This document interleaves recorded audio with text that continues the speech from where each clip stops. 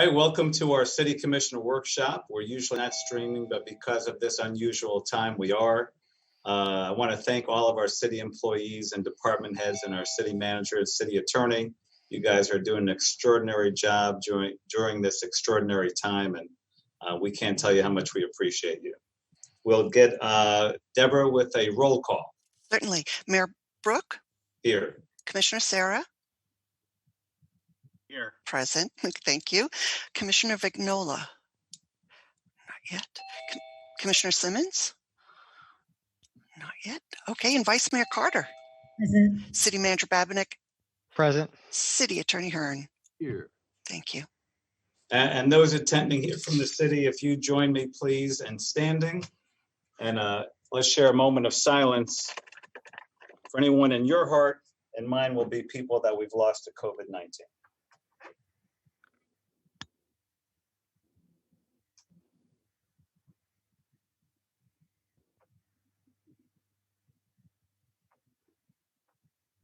Thank you very much.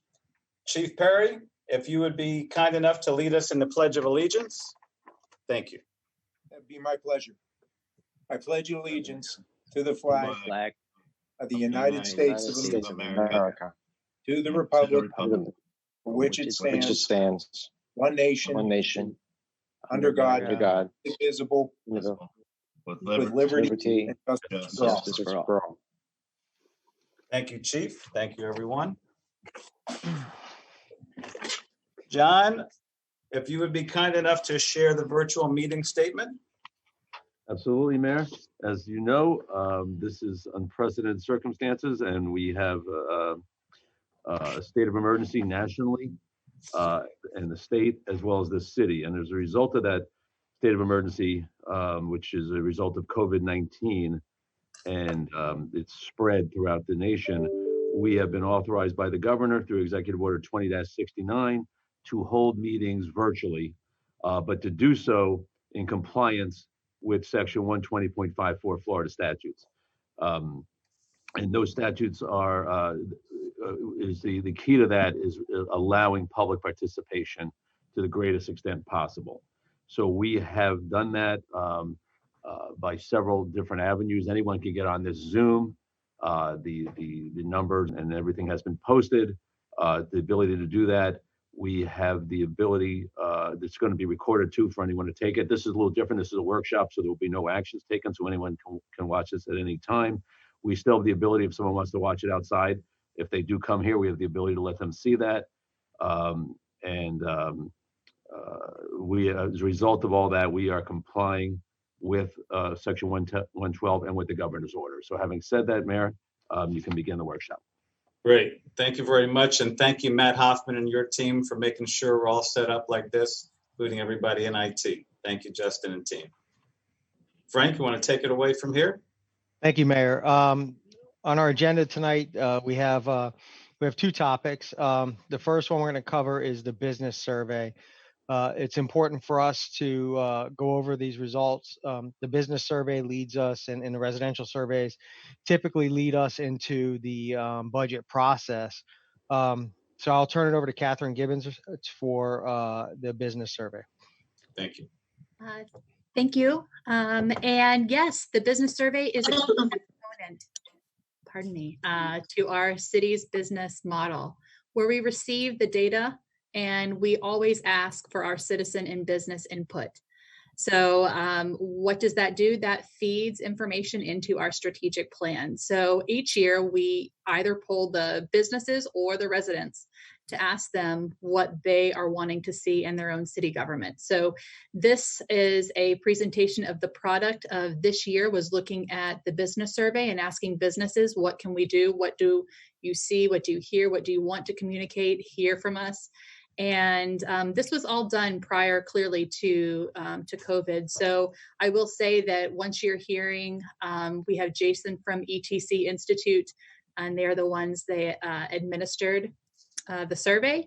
And it's great to see that we have improvements from the prior survey, which was 2 years ago. And I'm sure with everything that we have been doing for our businesses, the tremendous work that's been done. I'm sure the business survey will be even better at this point in time, thanks to Alex Hernandez, Christy Bartlett, Susie Chrisman. So with that being said, I'm going to hand it over to Jason. Thank you very much for agreeing to delay in coming. We were planning on having this a part of our April 1st workshop with the commission. However, thank you very much for joining us from Kansas. Go ahead. Yeah, thanks, Catherine. It was I was looking forward to my trip to Coral Springs, but this will have to do this year from my house here in Olathe, Kansas. My name is Jason Morado. I'm with ETC Institute, and ETC is a marketing research firm based in Olathe, Kansas, which is in the Kansas City area. And the thing that we specialize in is doing community surveys for city and county governments all across the country. And as Catherine mentioned, we've been alternating years, with the resident survey being 1 year, the business survey next year. I believe this is the 4th business survey we've conducted. It's been every other year since 2014. And we've done the resident survey going back even beyond that. Next slide, please. So ETC, I mentioned, is based in the Kansas City area, but we're a national leader in providing market research for local governments. We've been doing this type of work now for over 35 years. And in the last 10 years alone, we've conducted surveys in more than 900 communities in 49 states. And that includes a lot of communities throughout the state of Florida. So this is really the type of work that we specialize in. Now, the next slide, I'll just go briefly through the agenda, what I'll be going through today. I'll go over the purpose and methodology of the survey. Then you can see I've broken the results into several different survey topics. And then I'll be happy to answer any questions as well. If you want to wait till the end to ask your questions, that's fine, but also feel free to jump in if you'd like as I'm going through these, because I do have quite a few slides to go through. Now, the full report, if you've seen it, is very detailed and comprehensive. So today, what I'm really going through is the kind of high-level key findings from the survey. Now, there's several reasons to conduct a survey like this.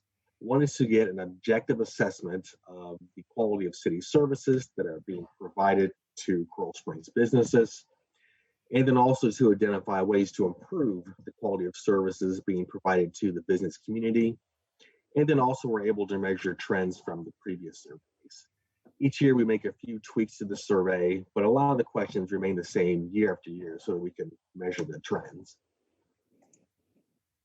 Go, next slide. So just a little bit about the survey. The survey is 6 pages long, which is actually towards the longer end of a business survey.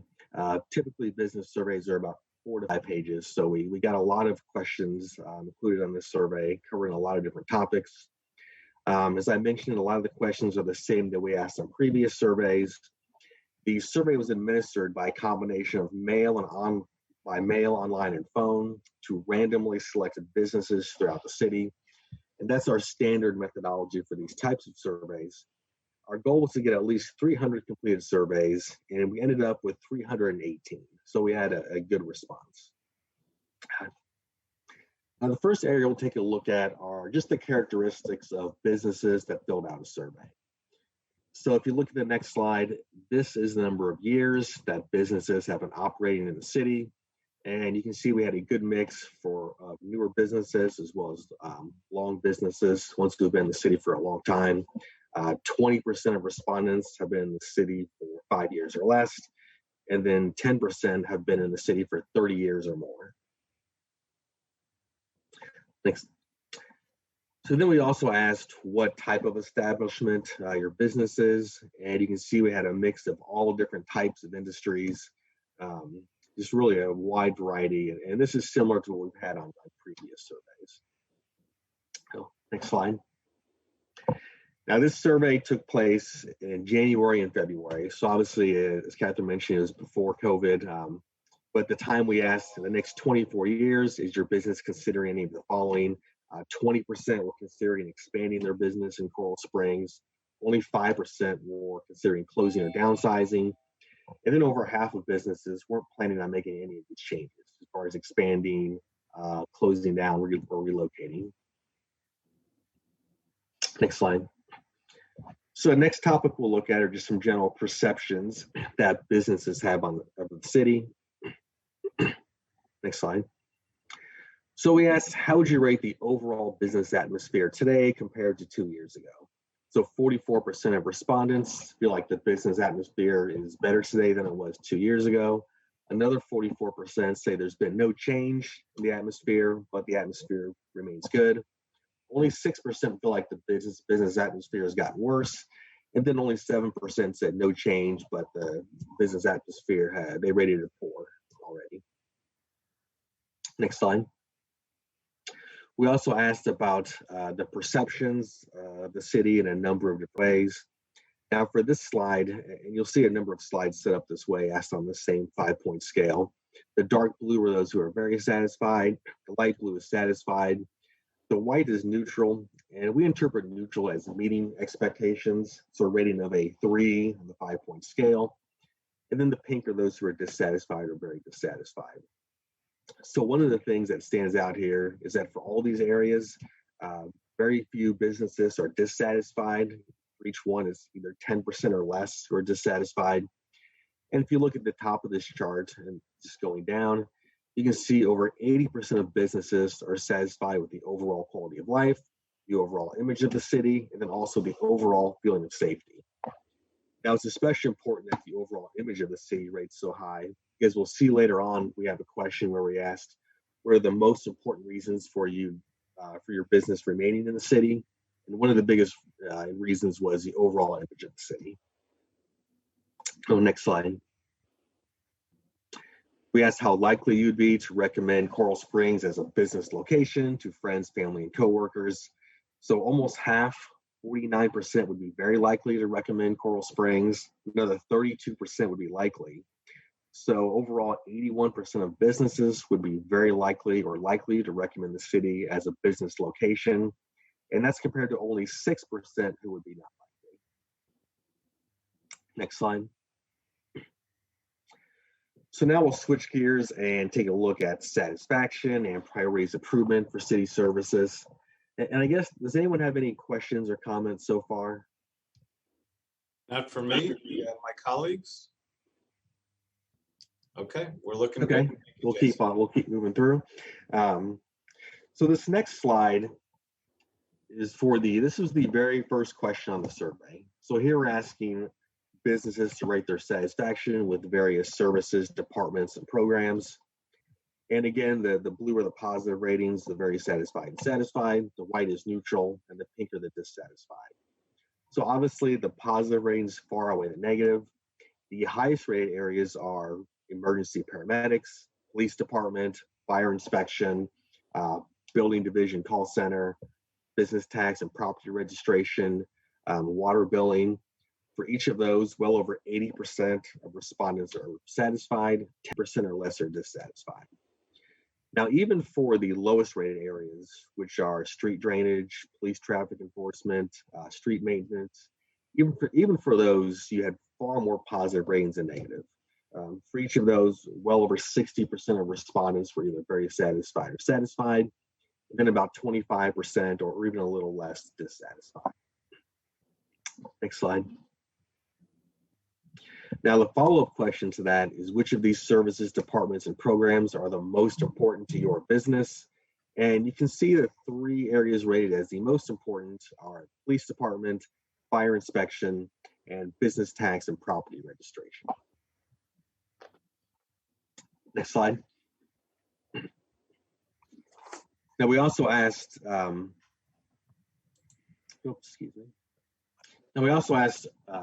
about the overall satisfaction with customer service in the city.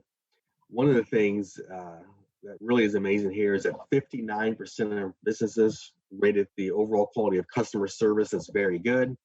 Another 37% said good. So overall, 96% of businesses rated customer service as very good for good. Only 4% gave a rating of 4. Next slide. Now here we asked about satisfaction with the overall quality of city services. And here, 41% of businesses rate the overall quality of services as either higher or much higher than their expectations.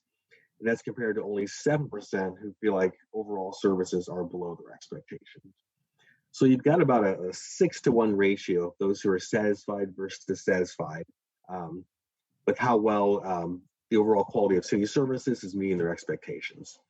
And then the other 52% say the overall quality is meeting their current expectations. Next slide. Now here we're asking about satisfaction with various different aspects. This includes a variety of things such as maintenance, new businesses. And then overall, for each area, less than 20% of businesses were dissatisfied. So again, very high ratings overall.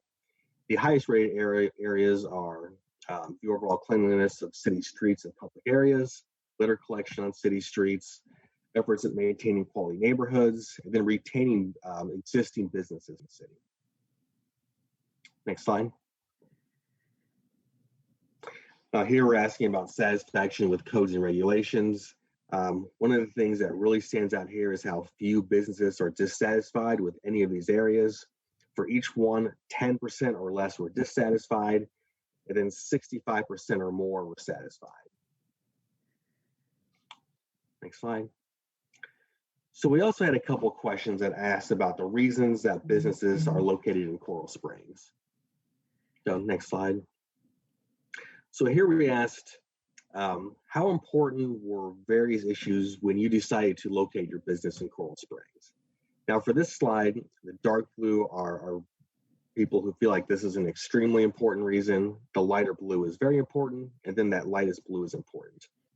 So you can see that the most important reasons in deciding to locate in Coral Springs were a low crime rate, the overall image of the city, which we saw earlier has a very high satisfaction rating, how easy it is to travel by car in major city streets, telecommunications, utilities, and other infrastructure, then the attitude of local government towards businesses. Next slide. Now the follow-up question to that is, what are the reasons that your business will stay in Coral Springs over the next 10 years? What are the most important reasons? And you can see the most important reasons are a low crime rate, the overall image of the city, and the level of taxation. Those are the top three. Some of the other most important reasons were the attitude of local government toward businesses, and then how easy it is to travel by car on major city streets. Next slide. So we also had several questions that are related specifically to communication. So here we asked about the level of satisfaction with various communication services. So this includes the availability of information about programs and services, the city's website, various other communication areas. And one of the things, again, that stands out here is how few businesses were dissatisfied with any of these areas. For each one, you had 10% or less who were dissatisfied, and well over 50% who were satisfied with each one of these areas. Next slide. We asked, what are the best ways for the city to communicate with your business? And there were two areas that really stand out as by far the most preferred ways for the city to communicate with them, which includes email and direct mail. Next slide. We also asked overall, how well is the city communicating with business owners and managers? So 82% of respondents say the city's doing a very good or a good job communicating with their business, and only 18% said poor or very poor. Next slide. And then here we asked about satisfaction, about communication with various different departments. Now, earlier on in the survey, we asked about just overall satisfaction with some of these departments. Now we're talking specifically about level of communication. And then one of the things, again, just like on some previous slides, that really stands out here is how low the dissatisfied ratings are. For every one of these departments, 10% or less of residents were dissatisfied. The highest rated areas were emergency paramedics, fire inspection, business tax, and business building permits. Next slide. So we've got a few other various findings to take a look at. Now, if you look at this next slide, We asked, based on the location of your business, would pedestrian-friendly and improved walkability increase the number of customers your establishment serves? So about a third of businesses said yes. The other third didn't feel like that would really increase the number of customers that they have. Next slide. We asked how businesses rate the labor pool in the city. So this includes the attitude of employees, productivity of the workforce, availability of labor, quality of labor, then the stability of the city's workforce. So for each of these areas, again, you had a very small number of businesses who were dissatisfied, and for each of them, well over 50% were satisfied. Next slide. And then we asked if you had a complaint or comment to make about city services, would you know who to call or where to go? So 58% of businesses said yes, only 26% said no, and then the remaining 16% were not sure. Next slide. So just a quick recap of kind of our key findings from the survey. All right, next slide. So we saw that the city of Coral Springs has a very strong brand among businesses. The perceptions of the city was very high in all those different areas we looked at, such as the overall quality of life, overall image of the city. Definitely businesses have a very high level of satisfaction with city services, and that included, as you saw, a wide variety of different types of services. Most businesses are satisfied with the level of customer service, as well as how well the city communicates with their business. We also found that the city services and departments that businesses rated as the most important were the police department, fire inspection, business tax and property registration. And then the reasons that will have the biggest impact on businesses staying in the city over the next 10 years are a low crime rate, the overall image of the city, and the level of taxation. So that's really everything that I had. Obviously, the results are very, very positive once again, pretty much across the board. So with that, does anyone have any questions or comments? Yeah, I do. Thank you very much. Excellent presentation. Some great results because of a lot of great work. I love it. I do have a couple of questions. One is, did you do any digging into what the perceived image was? So that was a highly rated. Did people explain what that image looked like to them? You know, we didn't ask specifically about that, but there is a question where businesses could provide open-ended comments. And there's a lot of different positive comments in there. That's provided as a separate appendix to the remaining report, but really it includes a lot of different things. Okay, sounds good. And how about the size of the employers? Did you have an average size? I don't know if I saw stats on that. You know, that is included in the report. The way we broke that out is we asked about the number of part-time employees as well as the number of full-time employees that you have. So we had a pretty wide range of small businesses as well as larger ones. Okay. How about you, Vice Mayor? Any questions or comments? I do. I'm fighting the wind over here. You know, my first thought, of course, is it's tough on the timing because in January things were rocking. I mean, the economy was great. Everything was great. So that in itself puts a whole different spin on numbers and perceptions. I'm very impressed with staff and with city for customer service being so high, satisfied with services being so high, attracting new business and supporting business growth didn't come in quite high, yet the attitude for government towards big business and towards communication was good. So those two kind of conflict with each other. It's like they're happy we're talking to them, but we're not doing enough. That's kind of what I got out of it. Right. Yeah, we may have to dig a little deeper to figure out maybe some of the reasons behind that. I mean, the ratings are good overall, but there is maybe a little bit of a difference there. So we can look deeper into that. How about you, Commissioner Vignola?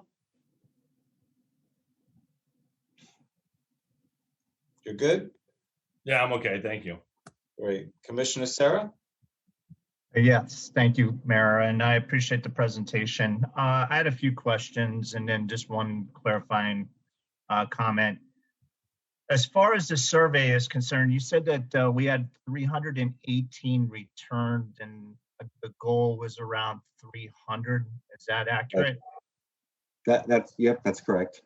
All right, Jason, and like how many total businesses was a part of our polling? Like how many surveys were sent? Sure. So we mailed the survey to 3,000 randomly selected businesses, then followed up with them by email and phone.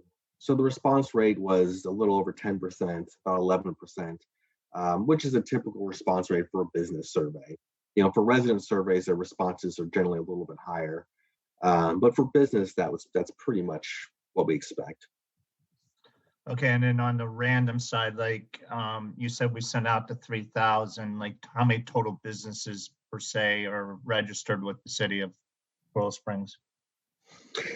You know, I forget what the total number was, but the city sent us a list of all registered businesses, and then from that list, we randomly selected the 3,000. I'd have to go back and double check and see how many were on that list to begin with. All right, but you're saying about a little above 10% is the norm? That's the normal response rate for a business survey, correct? Okay. So is it possible to pull up the slide for question 20? It was towards the end of your presentation.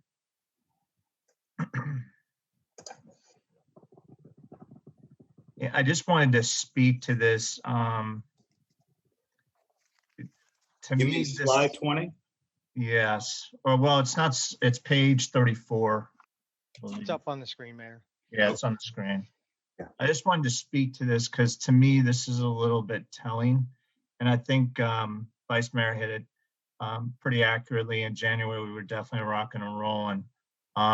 Communication has been intense and at an all-time high. And so I commend city staff for that. But to me, on this survey, if 58% of people are coming back saying they know who to go to and who to call when they have a concern, and you have 42%, and I'm putting the don't know and the knows together, to me, that's pretty telling. In my opinion, I think that staff needs to take a look at this, and I think we're already moving in the right direction with different strategies and techniques. But 42% of the people polled, at least in my opinion, is way too high for them not to know where to go. I think that's a good point, Commissioner, and I would agree. So I don't know if, Frank, as our city manager, if we can take a look at this. I'm not looking for any kind of formal response, but maybe just reflecting on this slide as a way to move forward and then a possible area of improvement. Commissioner Sarah, this was an area we were actually talking about and launching a couple of different programs through communication and marketing prior to the COVID-19 pandemic. So we will definitely look at this, and we're constantly and consistently looking for ways to better communicate with our residents and our businesses. So it is something we will look into. Okay, thank you. That's it, Mayor. Appreciate it. Great, Commissioner Simmons. Thank you, Mr. Mayor. I really don't have anything other than this may have been touched on. I joined the call just a few minutes after you started. When was the survey taken? Maybe I missed that question. Yeah, it was taken in January, carried into February a little bit, but most of the surveys completed in January. Okay. That's it for me. My colleagues did a great job asking a lot of really good in-depth questions. So that's it for me. Great, thank you. So Jason, I have a couple more. One is what percentage of the respondents were retail businesses? Yeah, I think that we'll have to look at that slide. I believe that was towards the beginning of the presentation. Yes. Retail. Yeah, it was in that first section of the business characteristics. Retail was 10%. Okay. And do you know what percentage retail makes up of our businesses? Overall? Yeah. Mm-hmm. Christy, do you have that number?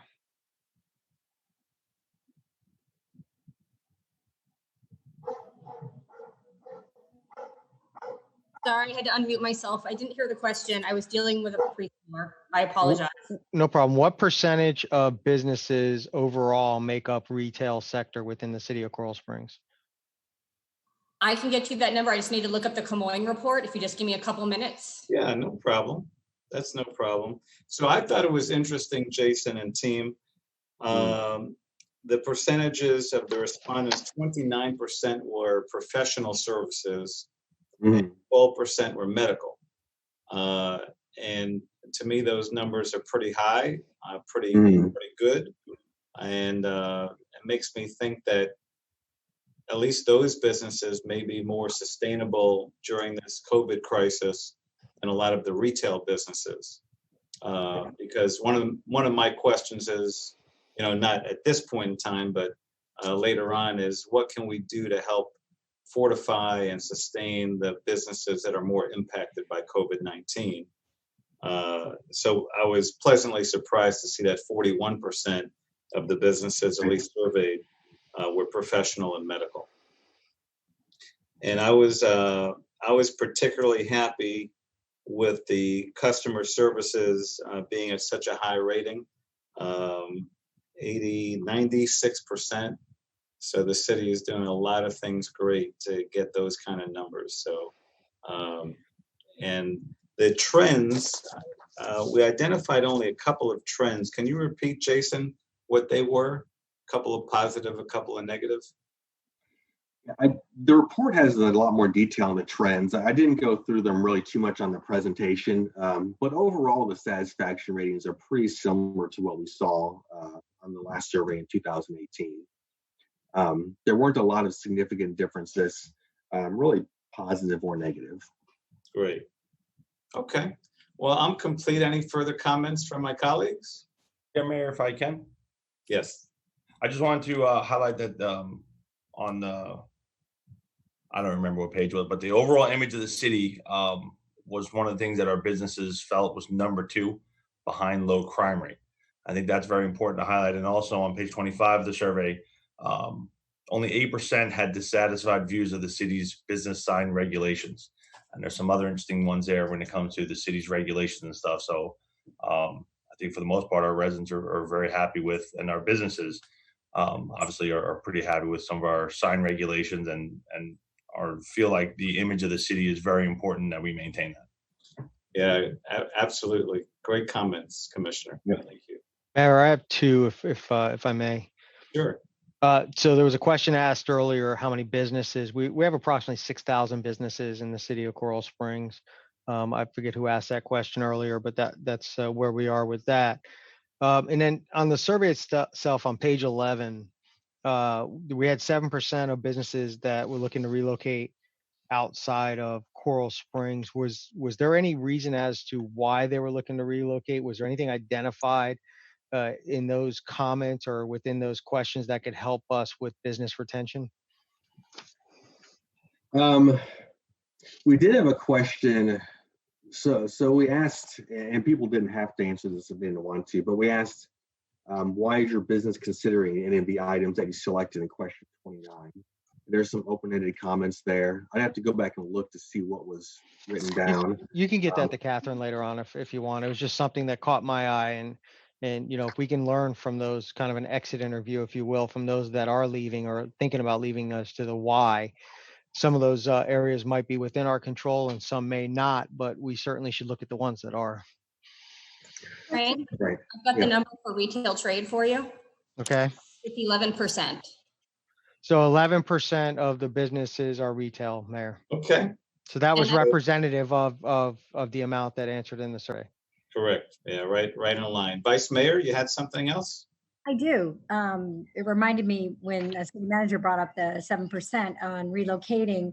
Back when I started volunteering for the city and I worked with the Economic Development Foundation, and we went out and surveyed businesses to find out if they were happy doing business here or not. And 6% of them at that time, and that was 96, were considering relocating. So this is 7%. So I'm wondering if that's a normal trend.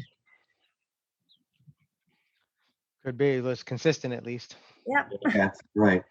And the good thing is 7%, I mean, we surveyed 318 businesses. So 7% makes up, 20, 22, 23 businesses. So it's a small number, which is good.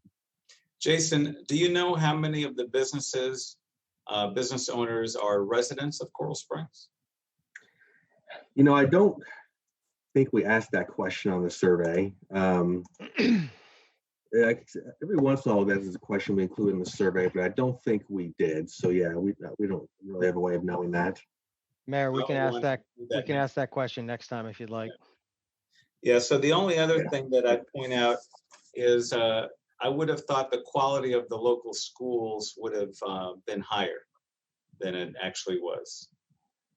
So that might be another opportunity for us to connect the businesses with our local schools. So that's all I had. Anybody else? Any further comments? All right, great. Well, thank you very much, Jason. We really appreciate your time. We'll see you next time. Yep, great. Thanks, everyone. Okay, Frank. So next up is the COVID-19 Incident Action Plan. Yes, sir. Before we move on to that, I just want to thank Catherine and her staff for conducting the business survey. A lot of work goes into that, and it is valuable information. Although the information was from earlier in the year prior to COVID, we can go back and look at it and learn from it and use that to establish parameters for when we do return to the new normal of operations. So thank you for getting that together. We're going to be going over the COVID-19 Incident Action Plan.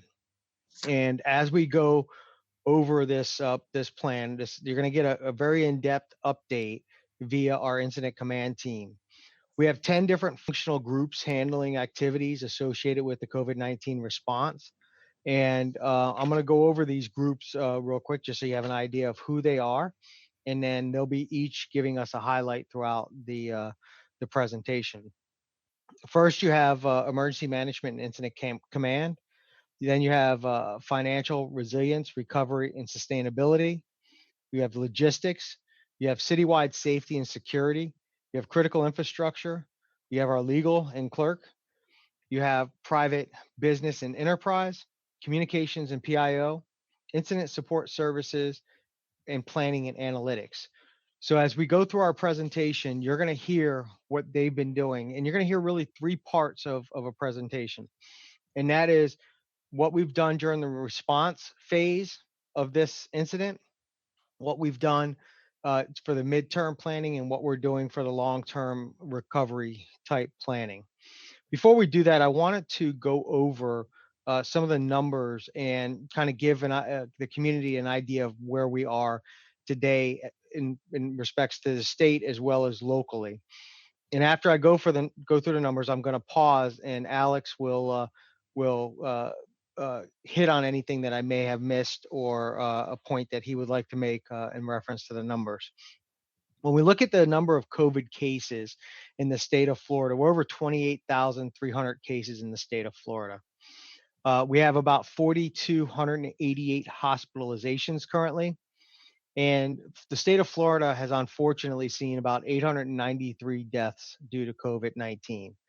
And that's just a hard number to really to swallow. I was hoping I would always hope that we didn't see any at all. When we look at numbers, we look at the daily numbers to stay informed, but we look at the trends to make decisions. And as we look at the trends in the state, some folks have said, we hit our peak back in the early April. But if you look at the trends, we were starting to trend down from early April to mid-April. Then we had some spikes back up, and then we started trending down again over the last week. We are currently in a little bit of a spike back up now, but it's not as high as the numbers we were reporting on a daily basis last week. So we follow the trends in order to get the information we need to make responsible decisions. Every decision that's made by your incident command team and your staff is made with the best interest of the community's safety, health, and wellness in mind. That's how we, look at every decision and every practice we put in place. For Broward County, we're at about 4,200 cases, Dade County is sitting at just over 10,000 cases. So that kind of gives you a little bit of a comparison as to where we sit. The city of Coral Springs has seen about 150 cases within the city. So when we talk about these numbers, these are overall cases. And I want everybody to understand that these are the cases from the time we started tracking these cases. So within these numbers are folks that have recovered. At this point, we don't have that information. We don't know what the recovery numbers are. We'll continue to search for that data, but as of today, it just doesn't exist.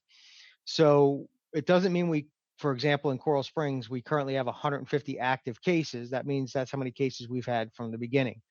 If I had to guess, we're probably sitting somewhere between a 30 and a 40% recovery rate for the amount of cases that are still sitting out there.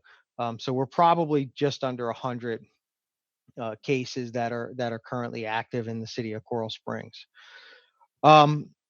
So we'll continue to look at those trends. We'll continue to look at the numbers. And again, we'll make those decisions based on that. Alex, you have anything you want to add about the numbers specifically? Yes, thank you, Frank. So a couple of things we've been hearing is about where we're at in the trend, where we're at in our numbers in terms of how it relates to reopening up our government. So I just want to go over the criteria that's being used for that and how it intersects with the numbers, just to provide a little bit better background for the commission. There are 3 criteria that are being looked at. The first is symptoms, the second is cases, and then the third is hospitalizations. The first looks at overall decline over a 14-day period of influenza or COVID-19 like symptoms in an area. And so that decline of symptoms, we have witnessed that in our region. If you look at the overall trend, we have met that downward trajectory. The second criteria is total number of cases, and it looks at a downward trajectory of documented cases of COVID-19 over a 14-day period. And once again, while our individual days have spiked here and there, our overall trajectory has continued to work downward. And the final phase is hospitals are treating patients without crisis care, which is something that we have not yet hit the mark on. And also that robust testing procedures are in place for our frontline healthcare workers.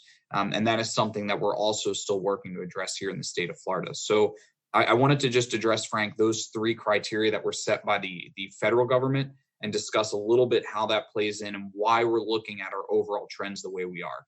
And so when we go to make decisions moving forward, we're going to make those decisions based off of that objective criteria and the overall trend of these cases over sustained periods of time, because that's going to provide us with the best grounded evidence that this pandemic is in fact subsiding. Thank you, Alex. So Alex talked a little bit about testing, and as we move forward, testing is key in reopening our economy, reopening our city, reopening our state.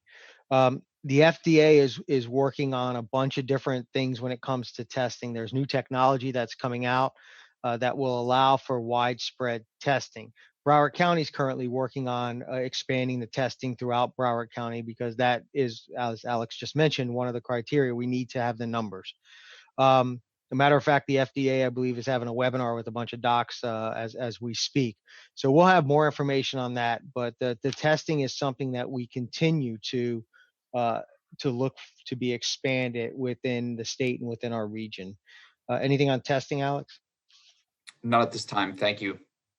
So due to the unique circumstances of COVID, the city has obviously had to change its way of doing business. We're operating in a very different way than we have before, and we have to currently focus on both emergency operations and our daily operations. And I would like to commend staff for the work that they are doing, and they're just doing a tremendous job and keeping their eye on the ball in both of those courts. And I can't say enough about the hard work all of our staff is doing across the board. And you'll hear more from each one of our functional groups in a minute.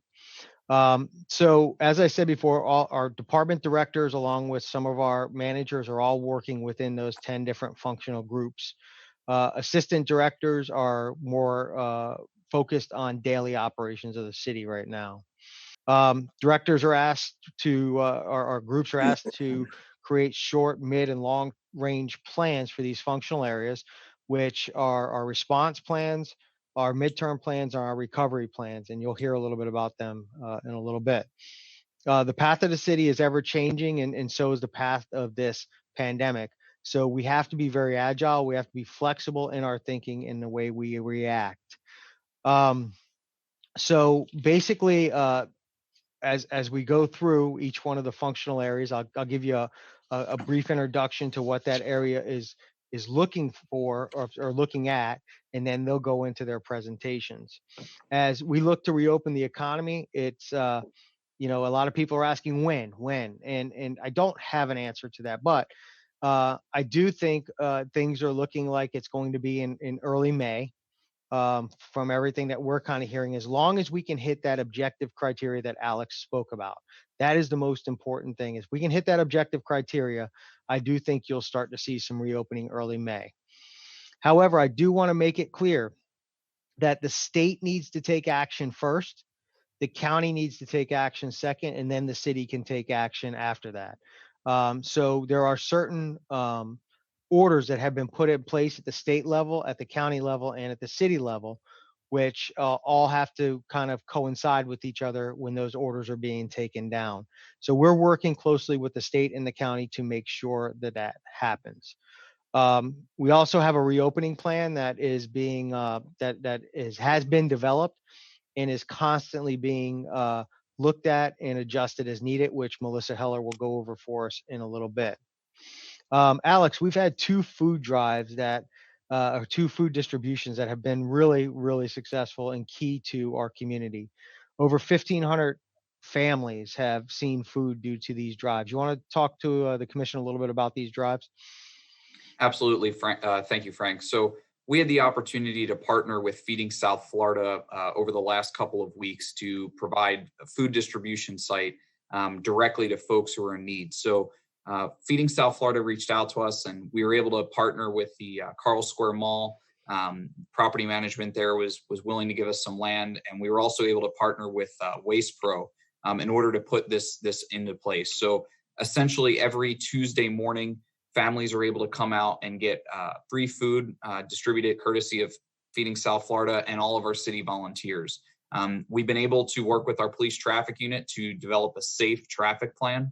The traffic plan was so effective that we were actually able to accommodate additional families. So where we were planning for 700 families, we were actually able to feed just over 820 this past Tuesday. So we're continuing to expand that. We're very, very appreciative of our partnerships. And if our residents do have folks in need, please send them out there. The food drive is every Tuesday morning at 9 a.m. And that is at the north side of the Carl Square Mall. Thank you, Alex. Dale, I know that you're on the line. The other thing that we launched this week that I'd like you to talk a little bit about is the Give Where You Live campaign. We're constantly looking at ways that we can support our community, both business and the folks that live in the community. Can you tell the commission a little bit about the Give Where You Live campaign? Hopefully it's going to come up. There you go. You're good, Dale. I'm good. Yes, I'd be glad to. So we've made some good success in partnering with the Community Chest for this campaign. And really what it is providing temporary financial assistance. So we are in the process of communicating the program. We do need people to donate to raise funds to provide the support. And the Community Chest is working with us to establish an application process so that individuals who do have needs related to COVID-19 can get help with things like temporary assistance with a rent or a mortgage payment of a utility bill, things of that sort that have gone past due or obligations they're not able to meet. The Community Chest Board will be in charge of selecting and granting those funds, and they'll be actually facilitating payment directly to third parties. It's a process that's already started to kick off well, and we've raised a few $1,000s just in a few days. We'll be providing regular updates as we move forward. Thank you, Dale. I appreciate it. We're going to move through our functional groups and some of their what they've got going on. First up is going to be our Financial Resiliency, Recovery, and Sustainability Group. This is led by Melissa Heller, Catherine Givens, and Kim Moskowitz. They're looking at our overall financial health of the city, forecasting where the city is going and what our needs are, looking at refinancing of current debt obligations, lines of credit, and developing contingency plans as well as a reopening plan. I'd ask our Finance, Resilience, Recovery, and Sustainability group to kick it off, please. Hello, everybody. We organize this area into the city's short-term, mid-term, and long-term objectives. I'll address the city's short-term objectives. At the beginning of the event, we were proactive in implementing some procedures to accomplish these objectives based on our experience with hurricane reimbursement audits involving FEMA and the state of Florida. We knew we had to monitor expenses for this event in a thorough manner. We set up a COVID-19 expense account and payroll codes in our financial system. We updated forms to properly document all related purchases and payroll activity. And the goal is to have proper documentation which supports all amounts requested for all future reimbursements. We also began communicating with the city's investment manager, who continuously confirms the liquidity of the city's investments. Available cash is very important at this time. And communicating with the city's financial advisor and bond counsel about financing options. As Frank mentioned, they talked about the line of credit, and they confirmed that a line of credit would be a feasible option for the city. Again, because the emphasis is on the availability of cash. Purchasing procedures were legally modified in order to facilitate the rapid acquisition of personal protective equipment and other emergency supplies as needed. Now, Catherine is going to discuss the midterm objectives. Hello, everyone. Part of the midterm objectives are about where are our revenues and where are our expenses. So that's really what we have on the slide. However, many of what we do is short-term and or long-term. And the tactical objectives that Kim just went through, we just needed to set ourselves up for whenever we have any type of incident.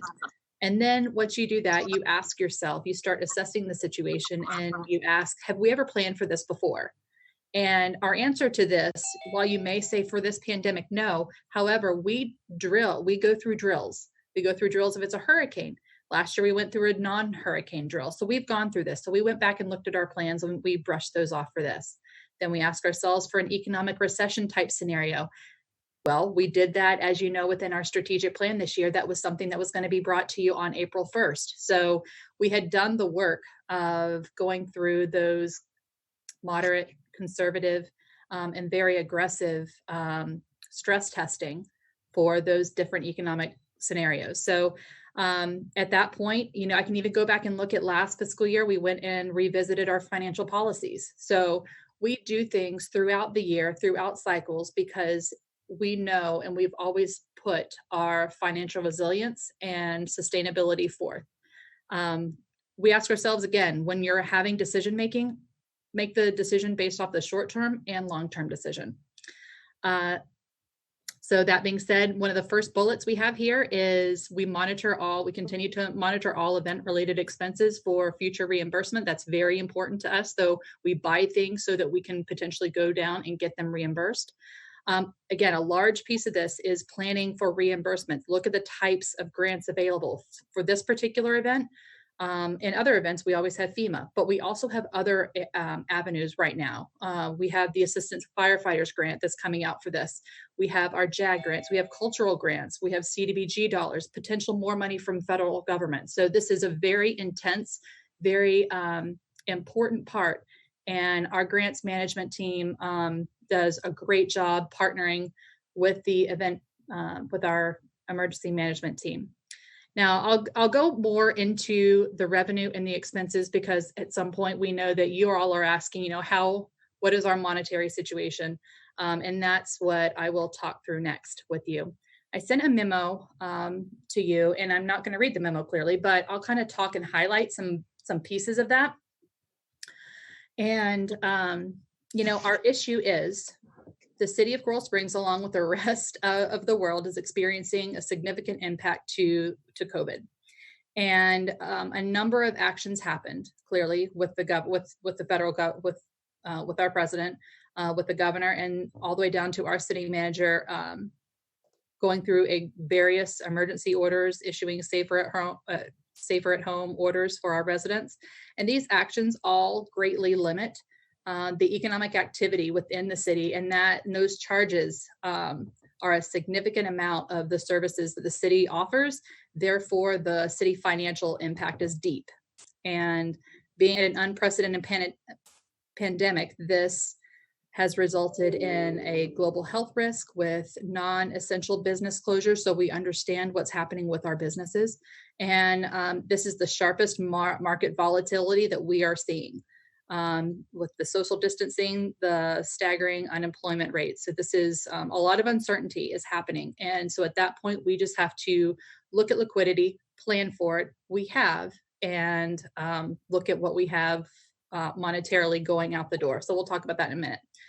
When I look at just kind of what do we currently do within a month, we do a thorough analysis of all revenues and all expenditures throughout the year. We go through that with the city manager once a month. So at this point, we're still doing that. However, we are assessing the situation, and now we may need to be adjusting operations.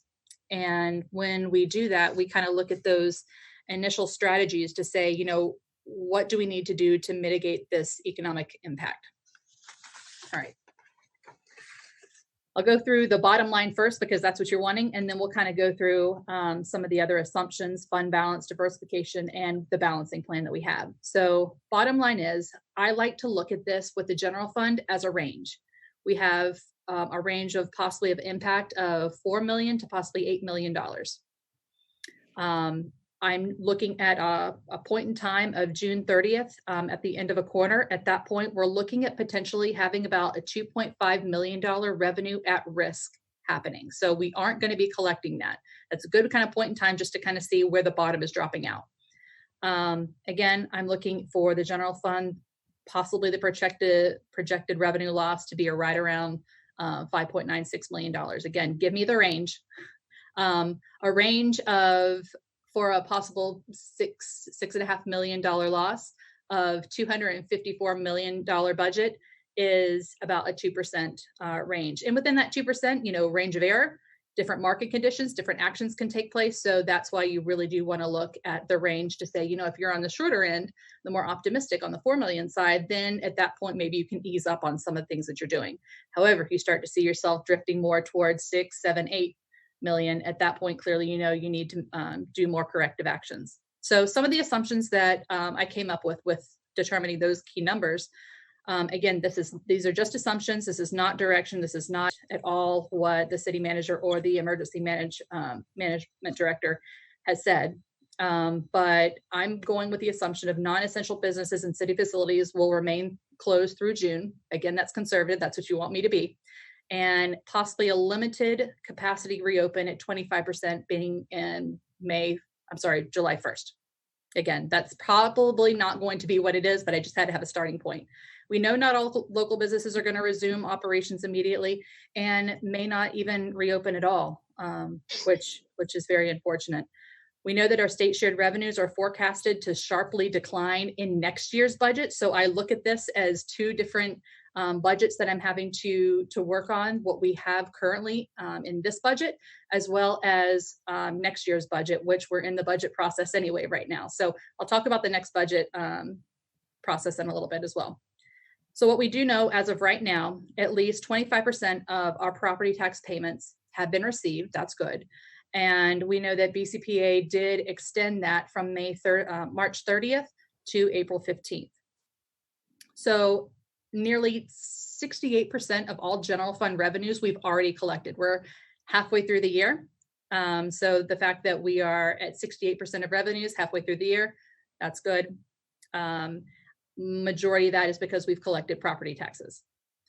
We have, if you look at some of our financials, we're about 38% of our budgeted sales tax.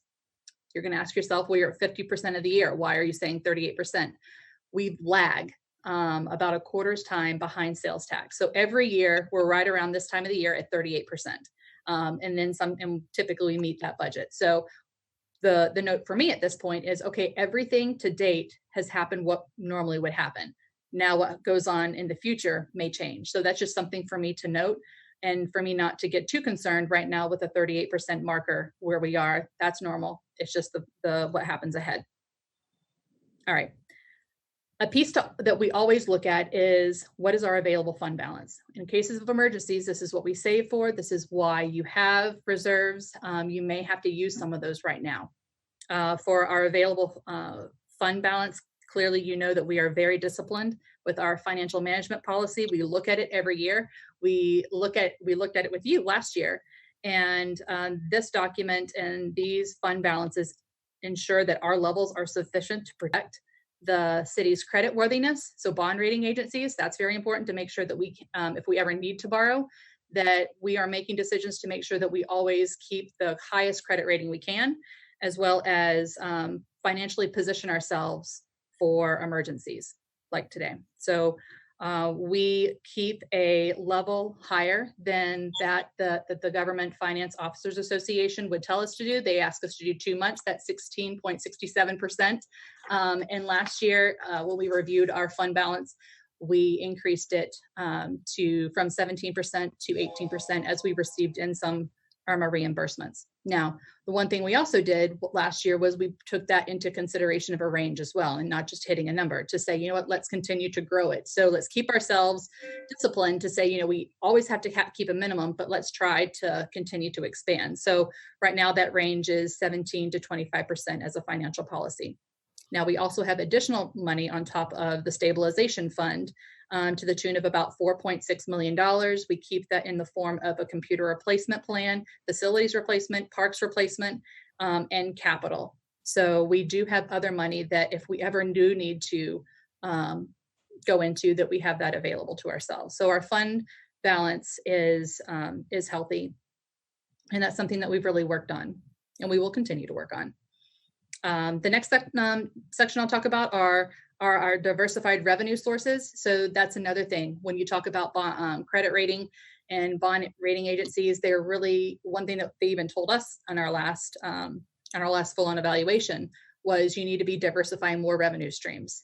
One of which, as we all know, that we added stormwater. That was something that they really wanted us to be able to do. So if you ever want to know how many different revenue sources does a city have, it's about 140, 150 different revenue sources that are coming into the city. So we do have the approach that not all our eggs are in one basket. Overall, with all our funds, the fire fund, water and sewer fund, solid waste, stormwater, health and general insurance funds, Coral Springs Charter School Fund, Equipment Service Fund, Public Art Fund, Pensions Funds, and Debt Service Fund all are projected to continue to have a positive forecast. Some funds may need to make corrective actions in their expenditures or possibly in their capital.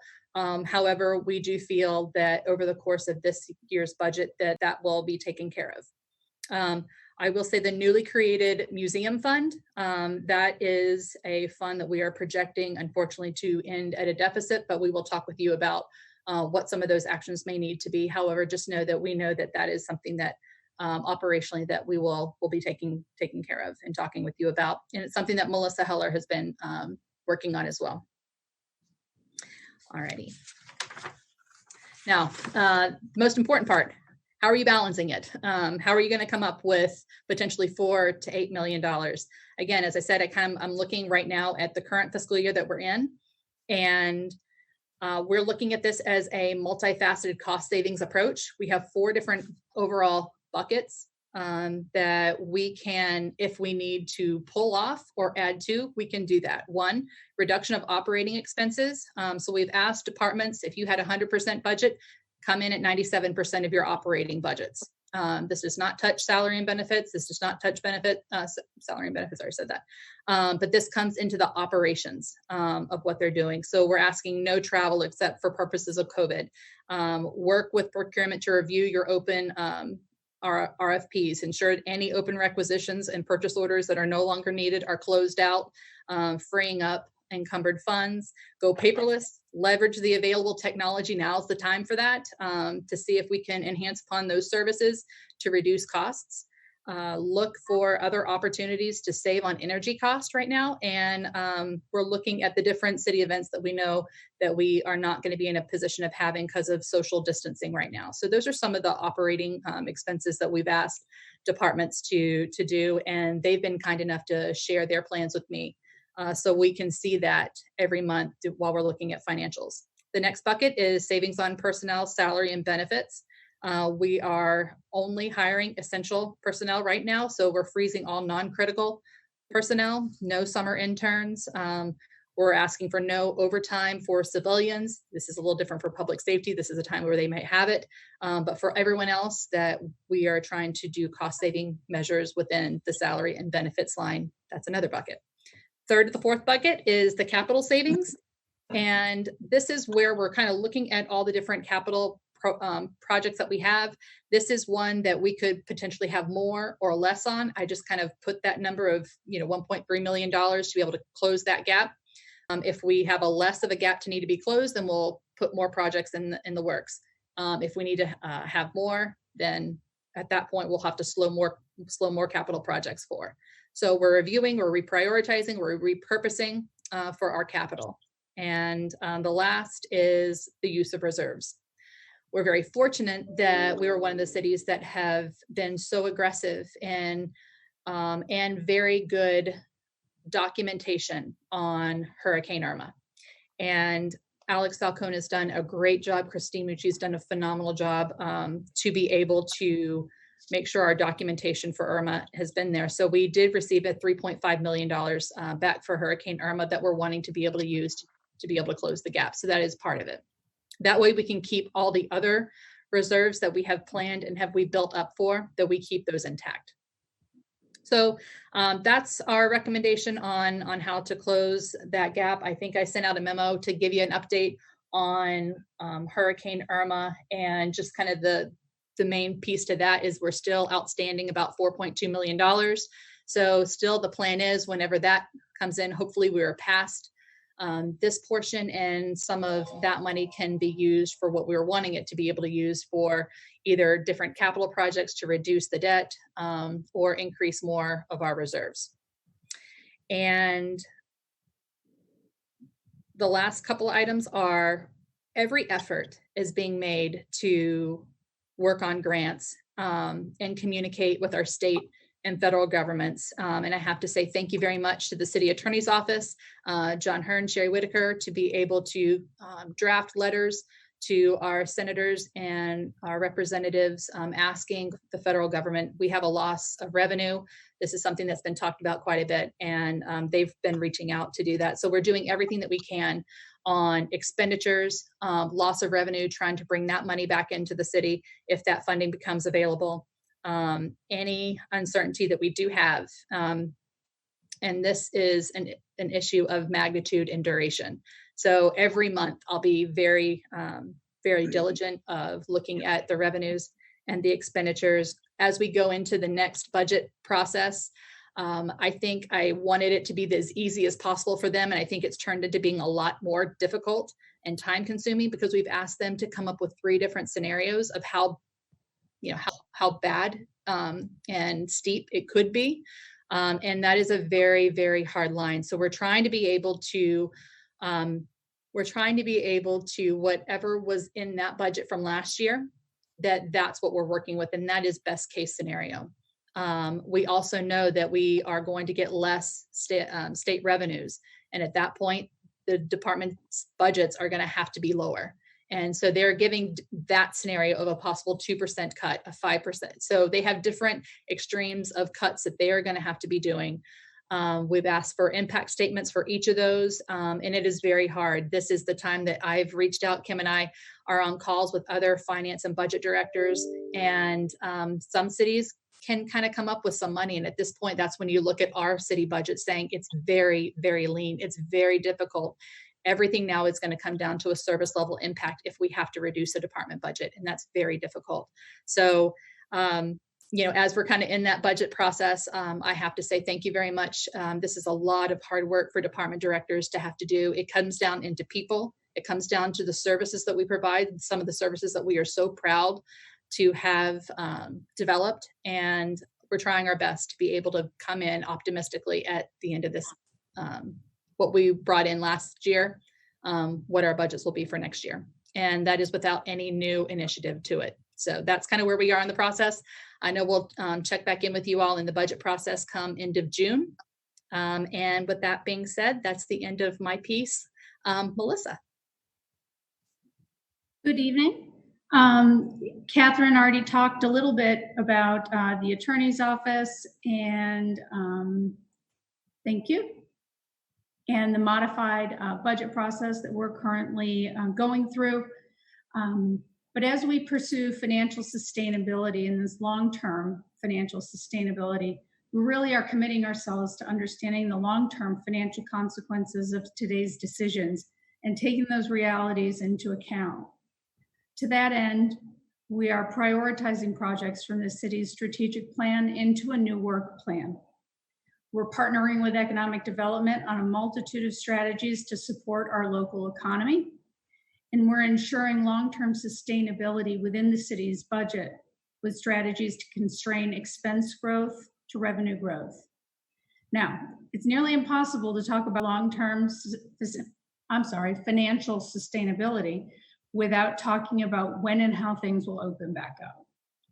We have a reopening plan for the city that includes not only things that we are doing today to get ready for reopening, but, and perhaps more importantly, it also includes a framework as well as specific steps and activities for all phases of the reopening process. Now, as has been previously stated, our ability to reopen depends on guidance from both the state and the county. So our reopening plan is being constantly monitored and is changing with current guidance. Going back to the things that we're doing to get ready to reopen, I'd like to give you, share a couple of examples of work that's been done in our Parks Department to get ready for reopening, taking advantage of the fact that there aren't users in the parks and that staff is available to do this work with social distancing and PPE in place. Things including concrete pad installation to enhance our benches and picnic tables throughout our parks, curbing repairs throughout our parks, pressure cleaning in Cypress Park, and substantial progress towards online sports field and pavilion rentals, which we expect will be available towards the end of the summer. Now, a moment ago, I mentioned the framework that we've established within our reopening plan. This framework allows us to establish and monitor specific steps and activities within this plan. Our framework has 4 key categories. The first is situational awareness, focusing on safety, health, and wellness. The second is local business support and economic development. The third is parks and recreation, schools and educational facilities. And fourth is city operations. Activities within these 4 categories are broken down further into the 3 phases currently described by the federal government, where each phase is a minimum of 14 days long.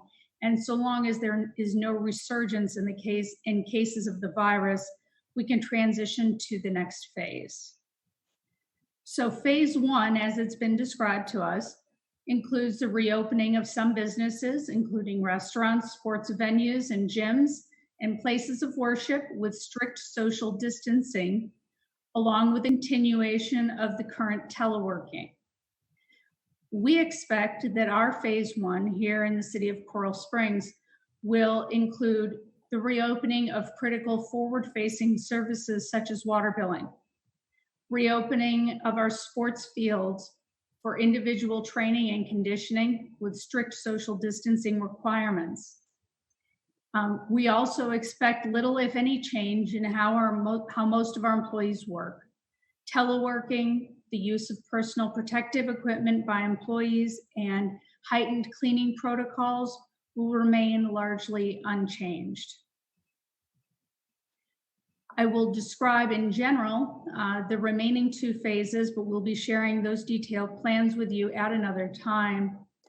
Phase 2 does have schools and youth activities resuming. Telework is still encouraged, but at a reduced level, and bars reopen with restrictions. Phase 3 is visits to hospitals and long-term care facilities can resume, and vulnerable populations can resume social interaction with distancing, and workplaces will no longer have restrictions. That is the general description of the phases at this point. And again, our detailed plan for those phases will come to you at an upcoming time. Great. Melissa, thank you very much. Catherine, thank you. And Kim, thank you. Mayor, the next commission, the next group we're going to hear from is logistics. This has been a very heavy logistics event. And logistics has done a really nice job at keeping us supplied and up to date with all of the things that we need. Stephen, Zach, Alan, and Lewis, please give us an update in logistics. Hello, everyone. Logistics, we actually are broken out to 7 units. We have the procurement unit, which is headed by Louis Gorgoy. They're basically handling vetting of companies. We're dealing with companies that we don't normally deal with. The companies we normally deal with, they're all out of supplies. So we're getting people, you guys have all been sending us leads, which is great. But every time we're dealing with these new companies, we have to vet them first. So Louis has been doing a fantastic job on that. Plus he's entering all the requisitions. We have a central supply unit headed by Alan DeStefano. He maintains an accurate inventory of day-to-day emergency supplies and provides supplies as needed to city personnel. We have Lieutenant Travis Neese doing the same thing for PD. Our facilities unit, Mohammed Zabar, they've been ensuring that our facilities are disinfected weekly. So they are actually doing it with facility staff. We're using a chemical called vinyl oxide, which leaves no residue. They're doing a fantastic job. We have a food unit, which is headed up by Sergeant Dave Kirkland. In the beginning of this, we didn't know if our food supply was going to get cut off at all. So we did buy about a week's worth of frozen food from Cisco Wholesale, and we have it stored at an unoccupied local restaurant. So Sergeant Kirkland has been keeping an eye on that. He stops there physically every morning to make sure that the freezer is working properly. We have a community outreach unit headed up by Deputy Chief Mosier. So he checks with the assisted, or his team, I should say, checks with the assisted living facilities every week to gather PPE requirements that they need to make sure that the employees at those facilities and the residents at those facilities are properly protected. He also makes the request to county emergency management and maintains an inventory of that stuff. And then we have a transport unit headed up by Fire Division Chief John Barry. So there's a lot of running around. We get supplies from different vendors. We send personnel out to pick them up, back and forth to the ALFs, back and forth to the county. So everybody on our team's been doing a fantastic job. And Zach Roseboom, he's been helping tremendously. He's awesome. So Matt, can you go back to the short-term objectives, please? So from a logistics standpoint, the first thing we had to do is determine the burn rates for essential supplies, and that's mostly the personal protective equipment. So if we wanted to give every single city staff person a new mask, surgical mask, we had to determine how many we're going to need. Same thing with PD and fire, as far as they use N95 masks. We wanted to acquire a 6-month stock. A minimum of 4 months. We have no idea how long this is going to be. We still don't know. We're in this. We're looking at opening up as soon as next month, as soon as a couple of weeks from now. But this is going to be an ongoing thing. We still need to be wearing the protective equipment, especially our first responders. We also had to develop a contingency plan for lack of supply availability. We had N95 masks. I'm sure anybody who's been watching the news, they're like impossible to get nowadays. We get tons of leads every day. Every time we call these vendors on the leads, they tell us, oh, well, we don't actually have N95s. What we have are called KN95s, which is a Chinese alternative. We're lucky that we have a fit test machine over in our fire training department. And Zach Roseboom has been testing these different masks. And the KN95s actually do test as good as an N95 until you start moving around a lot. Then the seal breaks. There's actually a seal. This is a KN95. And because there's loops that go around your ear, the seal, it's not as tight. So we actually reached out to staff, and we reached out to Commissioner Sarah, actually offered some of the students.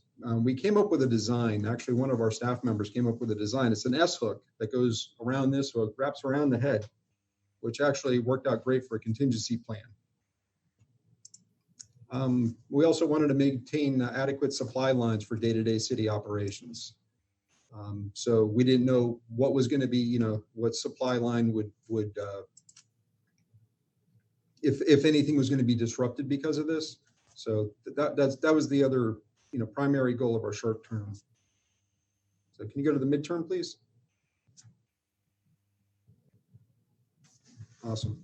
So from a midterm standpoint, we needed to monitor and adjust our burn rates just to make sure that, we knew if we were going to get an influx, we were starting getting a lot more patients. We're going to go through more PPE. So we monitor that weekly just to make sure that we're on track.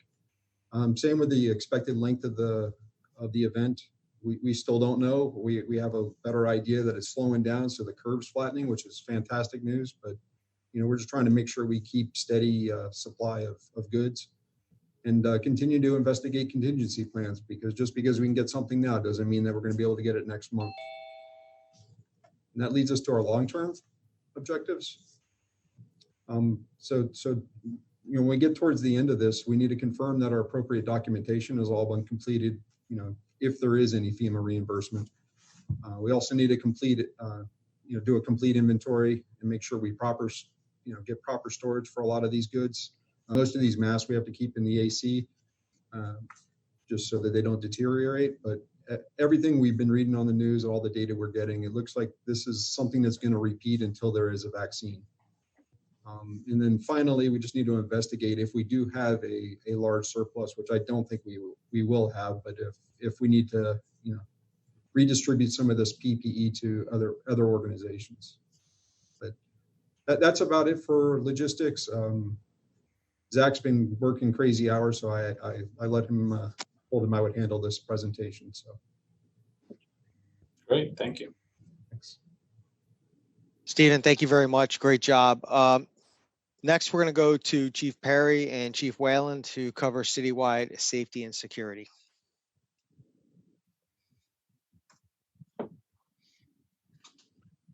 Okay, good evening. As you guys know, Chief McNally and myself have been heading up safety and security. Chief McNally is unavailable. I think Chief Whalen's on the call, so he can answer any questions that you may have or go over anything that I may miss.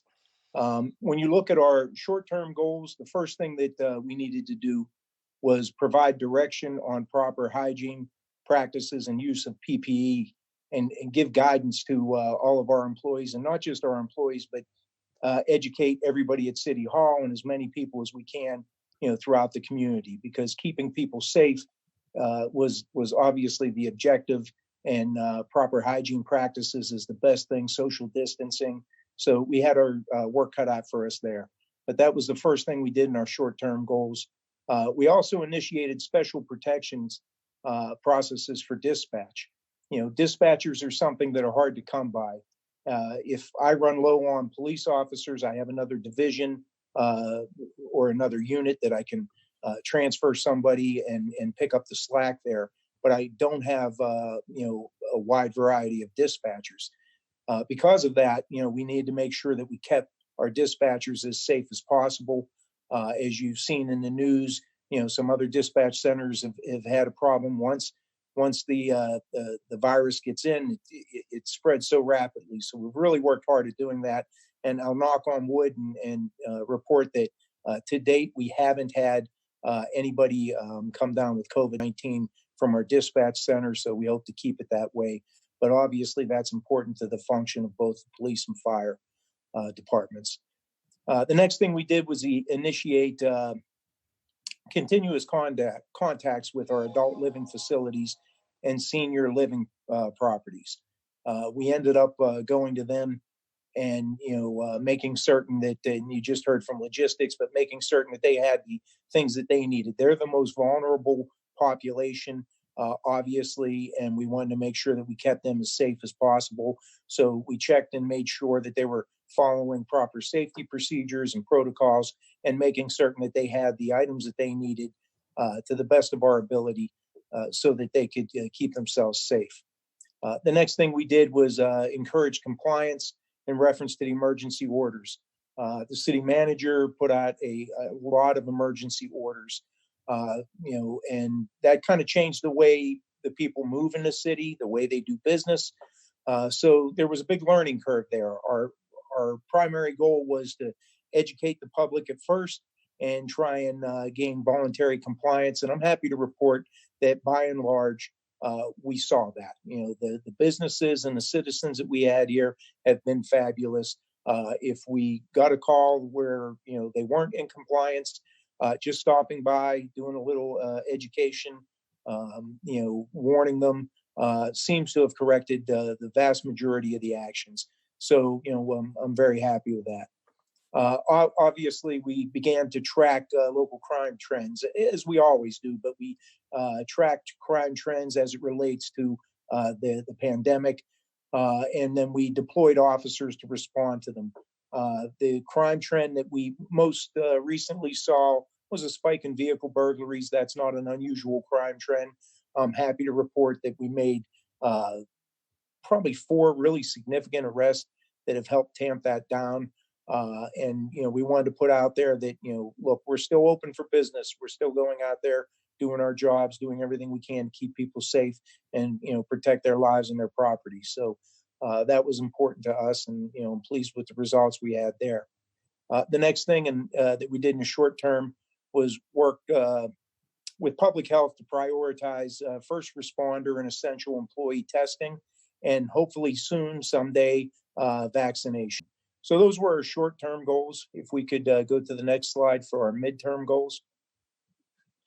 On our midterm goals, we produced daily reports on a number of sick personnel. Tracking our sick was important to us. It was something that we felt we needed to do. Not just that they're sick, but how they're feeling, and making sure that they were able to self-isolate, make sure that they were able to have anything that they needed to help with their recovery.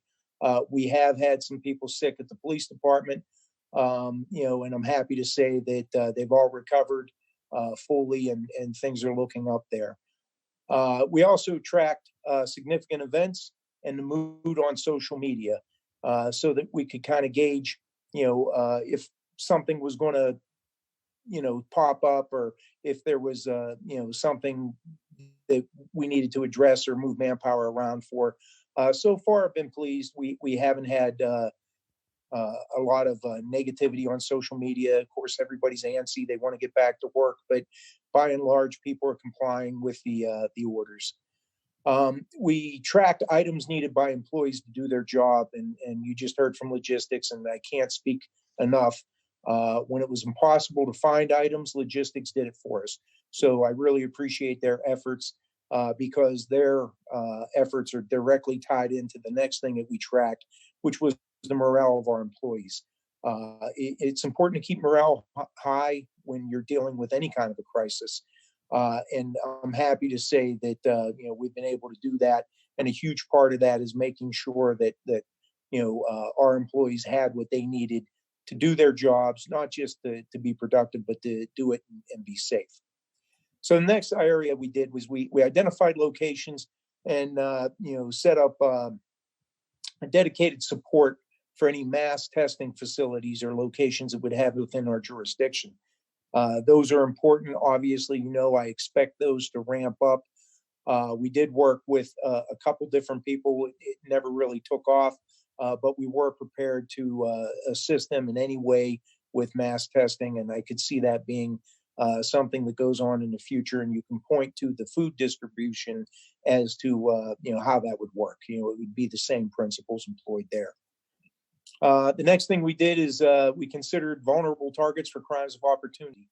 I ask everybody to go out and look. Off the top of my head, schools that are now sitting vacant are definitely opportunities for criminals. So we looked at those. We made a list of those, and we made certain that we gave them extra attention so that we could follow up and make sure that those are safe, and that's worked out. And we continue to provide assistance to the ALFs and senior living communities. Again, that was probably high on our list of priorities because they are so vulnerable. If we could go to the long term, please. Okay, so then with the long term, we have been collecting for, applying for, and hopefully utilizing grants to help offset the cost for the COVID-19 expenses. We know that we have spent a lot of money on PPE and other supplies. So it's important that if there's grants out there, we want to utilize those and help lessen the burden on our community and our citizens. We assisted with food and supply distribution points, by providing traffic patterns, planning, officers to work it, staging areas, signage. If you look at how smooth the food distributions have gone, I think that's a hats off to a lot of the people and a lot of the planning that's gone into it, not just from safety and security, but all over the city. The volunteers have been great. So I'm very pleased with how that's gone. I know that, the commission has all been down there and helped out with that. And I think you got a firsthand view of how well that went. Long-term objectives, obviously we need to prepare for a possible second or third wave. We don't know how this is going to end. And until we have a vaccine for coronavirus, we really have to prepare for a possible second, third, maybe even beyond that. So we are putting plans into place for that. We're looking at the things that we've already done. We're learning from the experiences that we did and trying to make sure that we do it better the next time around. And that will lead me to my last point, which is when this is over, it's always a good opportunity anytime you have a significant event to debrief and update all of your department's, pandemic response and infectious disease plans so that we can put down best practices and learn, make sure we document what we've learned from going through this. So those are our short, mid, and long-term goals. I've been very happy with how they've gone out. I don't know if Chief Wetland's on the phone, but if he has anything to offer, I'll stand by and let him make it. Chief, thank you. I don't really have much to add to any of this. Everything you said was right on the mark. We are working diligently every day, and we're tracking everything that we're doing for the city manager's requirement that we plan for this for the future, and maybe not tomorrow or the next 5 or 10 or maybe 15 or 20 years, but at some point the city will deal with this again, and we want to have a playbook for them. So we are actively tracking everything that's going on throughout the city. And hopefully if this ever happens again, not in our lifetime, they'll be more prepared than we were because we did all the work. So that's all I have to add. Thank you. Nice picture, Okay. John. Thank you, Chief Perry. Next, we're going to go into critical infrastructure. Rich Mashad, Susie Hess, Chrisman, Alex Hernandez, and Rob Hunter are responsible for this group. They have a lot of different responsibilities here in making sure our critical infrastructure stays up and running.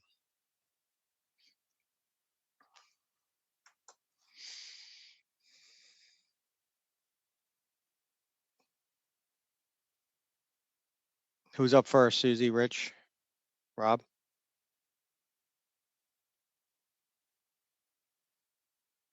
You're on mute, Rich. There you go. Susie, are you there? Yep. Okay. So critical infrastructure consists of public works, parks and rec, building, and redevelopment. Our short-term objectives consist of automating and allowing for the following processes to be done online, such as building permit applications, plan submittals, plan review, permit inspections, and code compliance cases. As you know, Parks and Recs has closed all facilities and scheduled the recreation programs. They've continued to conduct routine maintenance and initiatives in the parks. In Public Works, we continue the momentum of our current construction projects. such as road resurfacing, sidewalk construction, alley improvements. And Susie's groups continues to promote the census responses. For our midterm objectives, next slide, please. I can do that, Rich. I think I'm on now, am I? Yeah, yes, you are. Okay, sorry about that. I don't know. I was looking at the wrong spot to unmute. Okay, just wanted to say that these 4 departments that we are really day-to-day operations, and so a lot of what you're hearing about is that we're just continuing on with the regular duties that we do, and as the recovery comes along, we'll be more involved with a lot of those aspects of things. But also on that first slide, we also did limit the field activity of code enforcement for 90 days to just be about the health and safety issues that are going on, and we are getting the calls that anybody's doing or writing into us, and we'll keep track of those, but we are only really responding immediately during these 90 days to the health and safety issues. For the midterm objectives, we continue to add online submissions to limit public interaction, because that's what we've been trying to do. We've gotten dozens of things that we've updated to have people be able to do more online, which has been great since we've closed the one-stop shop. And we need to develop a plan to reopen the facilities per the national, state, and county phasing recommendations. I think from what I was hearing earlier, it really is the state and county recommendations that we want to be working towards, but working on options to automate public park functions. And we will be continuing to the momentum of current and future planned public works construction jobs, such as the sidewalk and alley ones you just approved just recently, and the security projects. We want to continue to coordinate the DRC projects to move forward as quickly as possible and legally as possible to have public hearings, which will be needed for Cornerstone and some of the other sunset trails, et cetera. So we were working with the city attorney's office on that. We are going to continue to promote the census, of course, and our number is 56.0 today, as of 3 o'clock today. The census takers will be there starting out June 1st now. They had to wait to go out, but the self-response rate has been extended to October 31st now, so we will have more time to plan there. And we will be, of course, looking at all of our SHIP, CDBG, home funding, and for all those things, how we can offset costs that we have, that we want to be able to do more for the economic development of the city and our residents. So go to the long term. And of course, we want to return some of the processes back to normal in-person procedures that we have, but we want to keep in mind those that got automated that will be, keeping us more efficient. I think we've learned a lot in that area for what these areas do. And hopefully Parks and Rec can get it more up to speed that way is one of their things. The long-range resurfacing plan is one that Rich wants to work on and continue with the stormwater master plan while he tries to get reaccredited for public works, which is an awesome goal. We want to perform anything, obviously, in the long term of the census that we need to do. If it really does get extended into next year, we'll see what else we can do. We really feel like we've got some good things going out there. We also want to process any land development regulations that we can accommodate customers along the way with. They have hardships and recovery efforts that we know that we can maybe change ordinances and do some things. We'll be doing that in the midterm as well, not just long term, but we also wanted to start implementing some of the park recommendations and look at that with the new master parks plan that you just went over with the consultants in February. That's what we have for now. Thank you.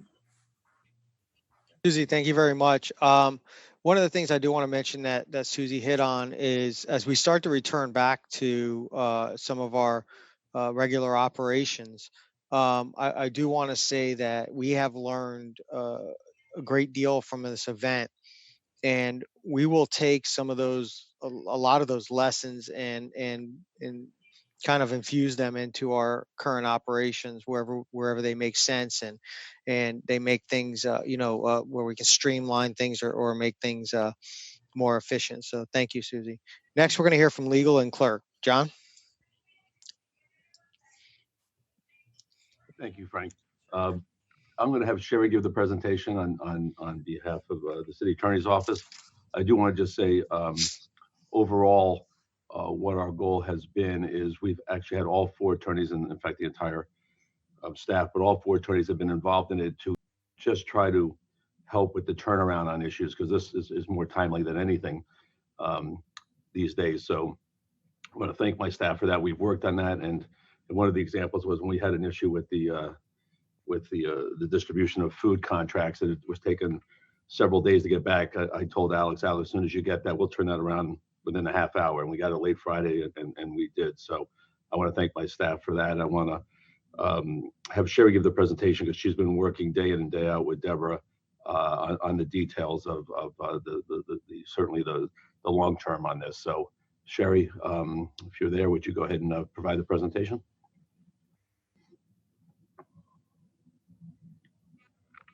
And the midterm objectives, and then I'll turn it over to Deborah for what the clerk's office specifically has been working on. So our main focus and one of our main goals was to focus on the continuity of government.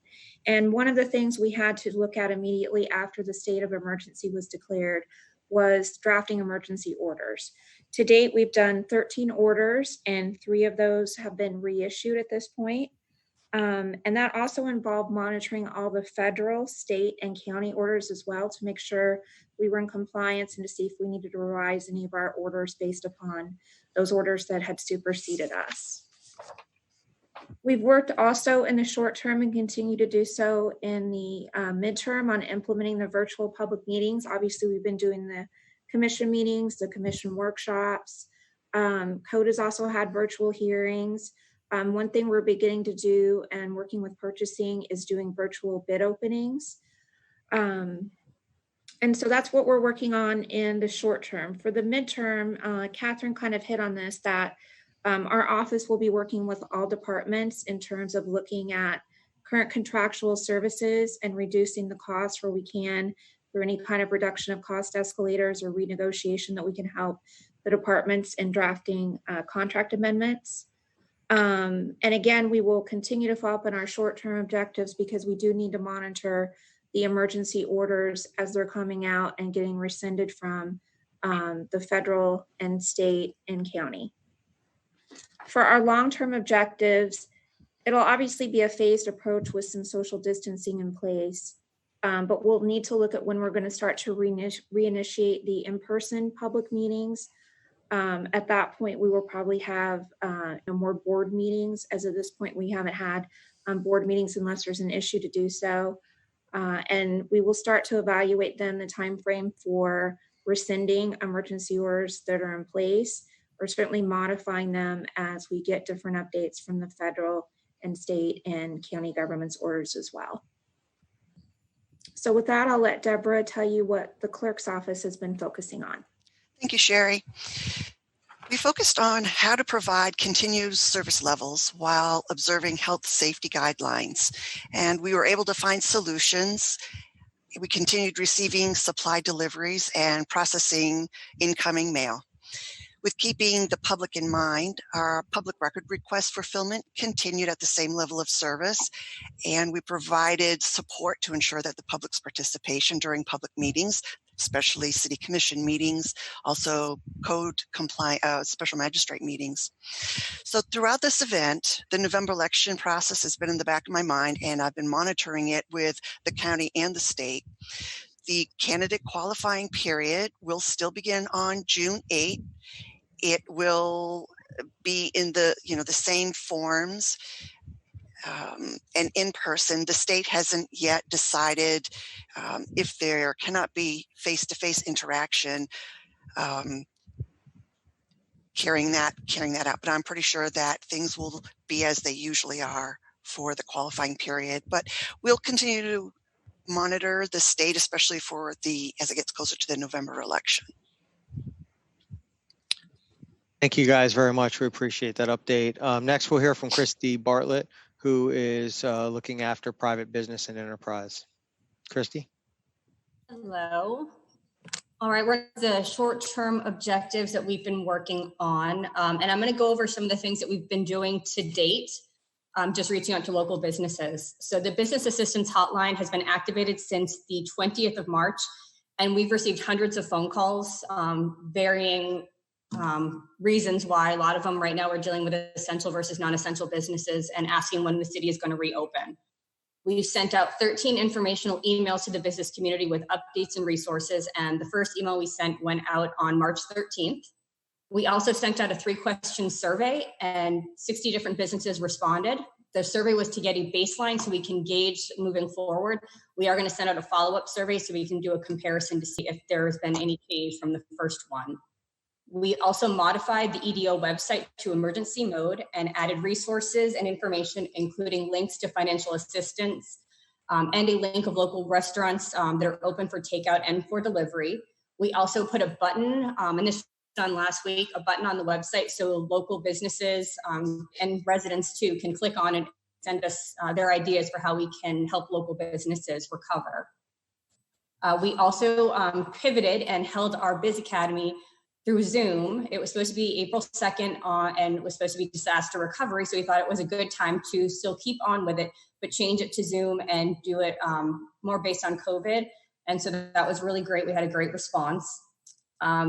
Myself and my team have attended numerous webinars from our partners, including the Coral Springs Coconut Creek Regional Chamber, for our business leaders, the Florida Economic Development Council, the International Economic Development Council, and the Florida Chamber, just trying to find out best practices and what other communities are doing. So it's nice to see the economic development community come together and try to support businesses. We've also held meetings with the Chamber and their leadership to see if they have any input and how we can help assist them. We've connected local businesses who are looking to donate or to volunteer with local businesses. We've had several businesses either provide PPE or food to the hospital and first responders, so that's been nice to see as well. We are working with the CRA board and the CRA attorney to see if there's any assistance that we can provide within the CRA district. And so we have a CRA board meeting on April 30th at 4 p.m. And so we'll hopefully get a good conversation going around that. We've also provided a lot of education to businesses regarding essential and non-essential, and we are working with Code Compliance, PD, and the City Attorney's Office on that, and it's been a really good collaboration, a lot of heavy lifting on their part. And finally, we have the Connecting Businesses to Loans and Grants program that was launched late last week. As of this morning, we'd received 171 applications to that program. So that's relevant information that we're disseminating to local businesses. We're still conducting a lot of research about potential programs that we can offer. And of course, the Connecting Businesses program, it does provide technical assistance for SBA loans and the Florida Disaster Bridge loans. Next slide, please, Matt. So the EDO website does have a property database and it's pretty comprehensive. So we think that midterm we can work with commercial brokers and advertise these properties on our website. We can it creates a customized brochure for Coral Springs, and we can also have featured properties. If there's anyone that we think, we really would like to get them in, we can put it right on our website and it will say featured property. The Business Assistance Center at City Hall can provide technical assistance and connect business to resources. I think that's going to be vital for business retention, and it'll be a lot of education about what the new normal is, particularly regarding protocol and PPE and how businesses are now going to be operating, because they're going to have to concentrate quite a bit on that. And we'll use CoStar, which we currently have, to track and report commercial vacancy rates, working with the state on unemployment rates and reemployment assistance rates. Just for some context, the unemployment numbers were released last Friday for the month of March, and Coral Springs went from 2.8% unemployment to 4.1%, which is about on track with what we saw in the county and the state. The next numbers will be released on the 22nd of May. Next slide, Matt. And finally, some of our long-term objectives is we really want to assist businesses with their long-term sustainability and preventing business interruption, making sure they have some financial planning. So we thought that we could potentially get them financial advisors that can help them plan for the rainy day funds and put things away in case something like this should happen again. We also want to reduce the commercial vacancy rates in the city. We can use that, our property database and a lot of marketing. Increase the number of business tax receipts in the city to know that we still have new businesses opening. And we'll track the unemployment rate. I think this is going to be a good opportunity for people to retrain and to go back to school and potentially go into the medical field or something like that, because I think there'll be a lot of job openings. And so I think that's a great opportunity for us to get involved with as well. And that's it. Christy, thank you very much. Christy's also been monitoring the governor's reopening committee. I know she's been listening in on and keeping up to date on those meetings. So again, that committee is supposed to have a recommendation to the governor by the end of this week. And I know a lot of that will have to do with private business and enterprise. Next, we're going to go to Lynn and Paula for communications and PIO. Thank you, Frank. I appreciate it. You mentioned me and you mentioned Paula, but we have such a great team. Our communications and marketing team have been working nonstop since we declared a state of emergency. As you know, we're going to talk about the short-term goals, but I really want to talk about how the short-term will then go into midterm and how midterm actually does go into long-term. It's important to remember crisis communication is something we are unfortunately familiar with here in the city of Coral Springs, and that is still in full effect. It's an unprecedented event. Unfortunately, we've faced these crises before, and we were well prepared to go into emergency mode. And we did that on our website, coralsprings.org, City TV, radio, and then we used all of our social platforms to communicate with the public. All of the emergency orders that the legal division was talking about, all of the changes and executive orders, we worked closely with legal and city staff on making sure that information was readily available to our public. We shared that on our platforms and our Everbridge text option, which is the first time we really started fully executing that service. We issued postcards to our residents who are 60 and older. As you know, COVID-19 has more of an impact on our senior community, and we wanted to make sure they were getting the same information we were putting out on our digital platforms. We did activate our call center.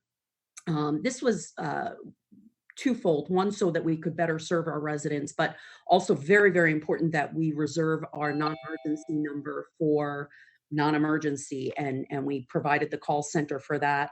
We also then created a call-in recorded line for residents who may not use technology, so we could provide recorded updates on a daily basis. We began hosting live Q&A sessions with our medical director, Dr. Antevi, and our emergency manager, director, Alex Falcone. We felt it was important to familiarize our residents and answer important questions that were medically related. So we kind of would cover both for medical and for city operations. And most importantly, we responded to resident inquiries throughout all of our city platforms. Communications, it does not change or stop on Saturday or Sunday. It doesn't stop in the evening. As a matter of fact, sometimes it kind of picks up then. So we've been working nonstop since the start of the crisis. If you could advance to the next slide, Matt. We talked about some of the educational material, and once the orders were being implemented, we recognized that we needed, our code enforcement was going out to educate businesses or going out and educating the public. We were closing our parks, so we created educational materials about safe social distancing, safe shopping, how to create masks at home once the mask and face covering orders were being implemented. We wanted to make sure that residents weren't using masks that were necessary for the medical field or our first responders. We wanted to make sure that they had a better way of doing those sorts of things. So we really instituted different programming to implement those educational campaigns. And, we just heard from Christy, and, the economic impact, we all know business has suffered because of this virus. So we did work with economic development to promote local businesses, specifically our restaurants, and that was support local CS. And that's something we're going to continue to do. We recognize that from a marketing perspective, how we are financially resilient, whether it's revenue here for the city or revenue for our business, we need to help them any way we can, and we plan to do that. We continued with our positive communications about plasma donation. One of our employees who recovered from COVID-19 was willing to share that story, and that's something that we thought was imperative for our community to see. We promoted our food distribution and ways You talked about in the very beginning, our city manager talked about the Give Where You Live campaign. So we now are connecting with our residents and our businesses to provide information on how you can help and give back. We are looking at ways events and meetings are not necessarily canceled, but reimagined. Some of those are like our National Day of Prayer, which we will do on May 7th virtually, and we are looking at solutions for Memorial Day. In conjunction with our emergency information, we worked on virtual programming for kids like DIY art projects, reading programs, physical fitness, and public safety education. These are continuing. We are learning to do things differently, and it has been a challenge, but a challenge we were up for, and I'm excited about a lot of the programming we were able to implement. These things continue today. So today is Earth Day. We still celebrate Earth Day. We just do it virtually. We didn't host an event, but we are talking about it. We are educating our residents about it. And that's something we'll continue going on into the month of May as we enter Public Safety Appreciation Month, Mental Health Awareness, EMS Week. So all those programming, all those programs that we were originally planning, we are going to still continue with, just in a different way. Go ahead and advance the next slide, Matt. So long term, a lot of the unknowns dealing with the crisis. So the crisis starts with short term, it's still in midterm, but technically the crisis still lasts into our long-term programming. So as we look to the future and our plans for reopening the city, our city facilities, our parks, our programs, we are really going to be using our digital platforms to provide important updates. So this includes new safety measures in place and ways to improve city revenue. And that could be from new programming or continued programming, just a little bit differently. It is important as we go into the long-term phase to focus on resiliency. And these will include more positive stories, not only stories about business recovery, employee achievements, and our community partnerships. Like, where are we at with our Give Where You Live campaign? And I think that's really important to this community. And it's one thing that makes Coral Springs so great. We'll work with economic development, again, to promote business in Coral Springs through recognition programs, citizen input, and we will highlight business recovery.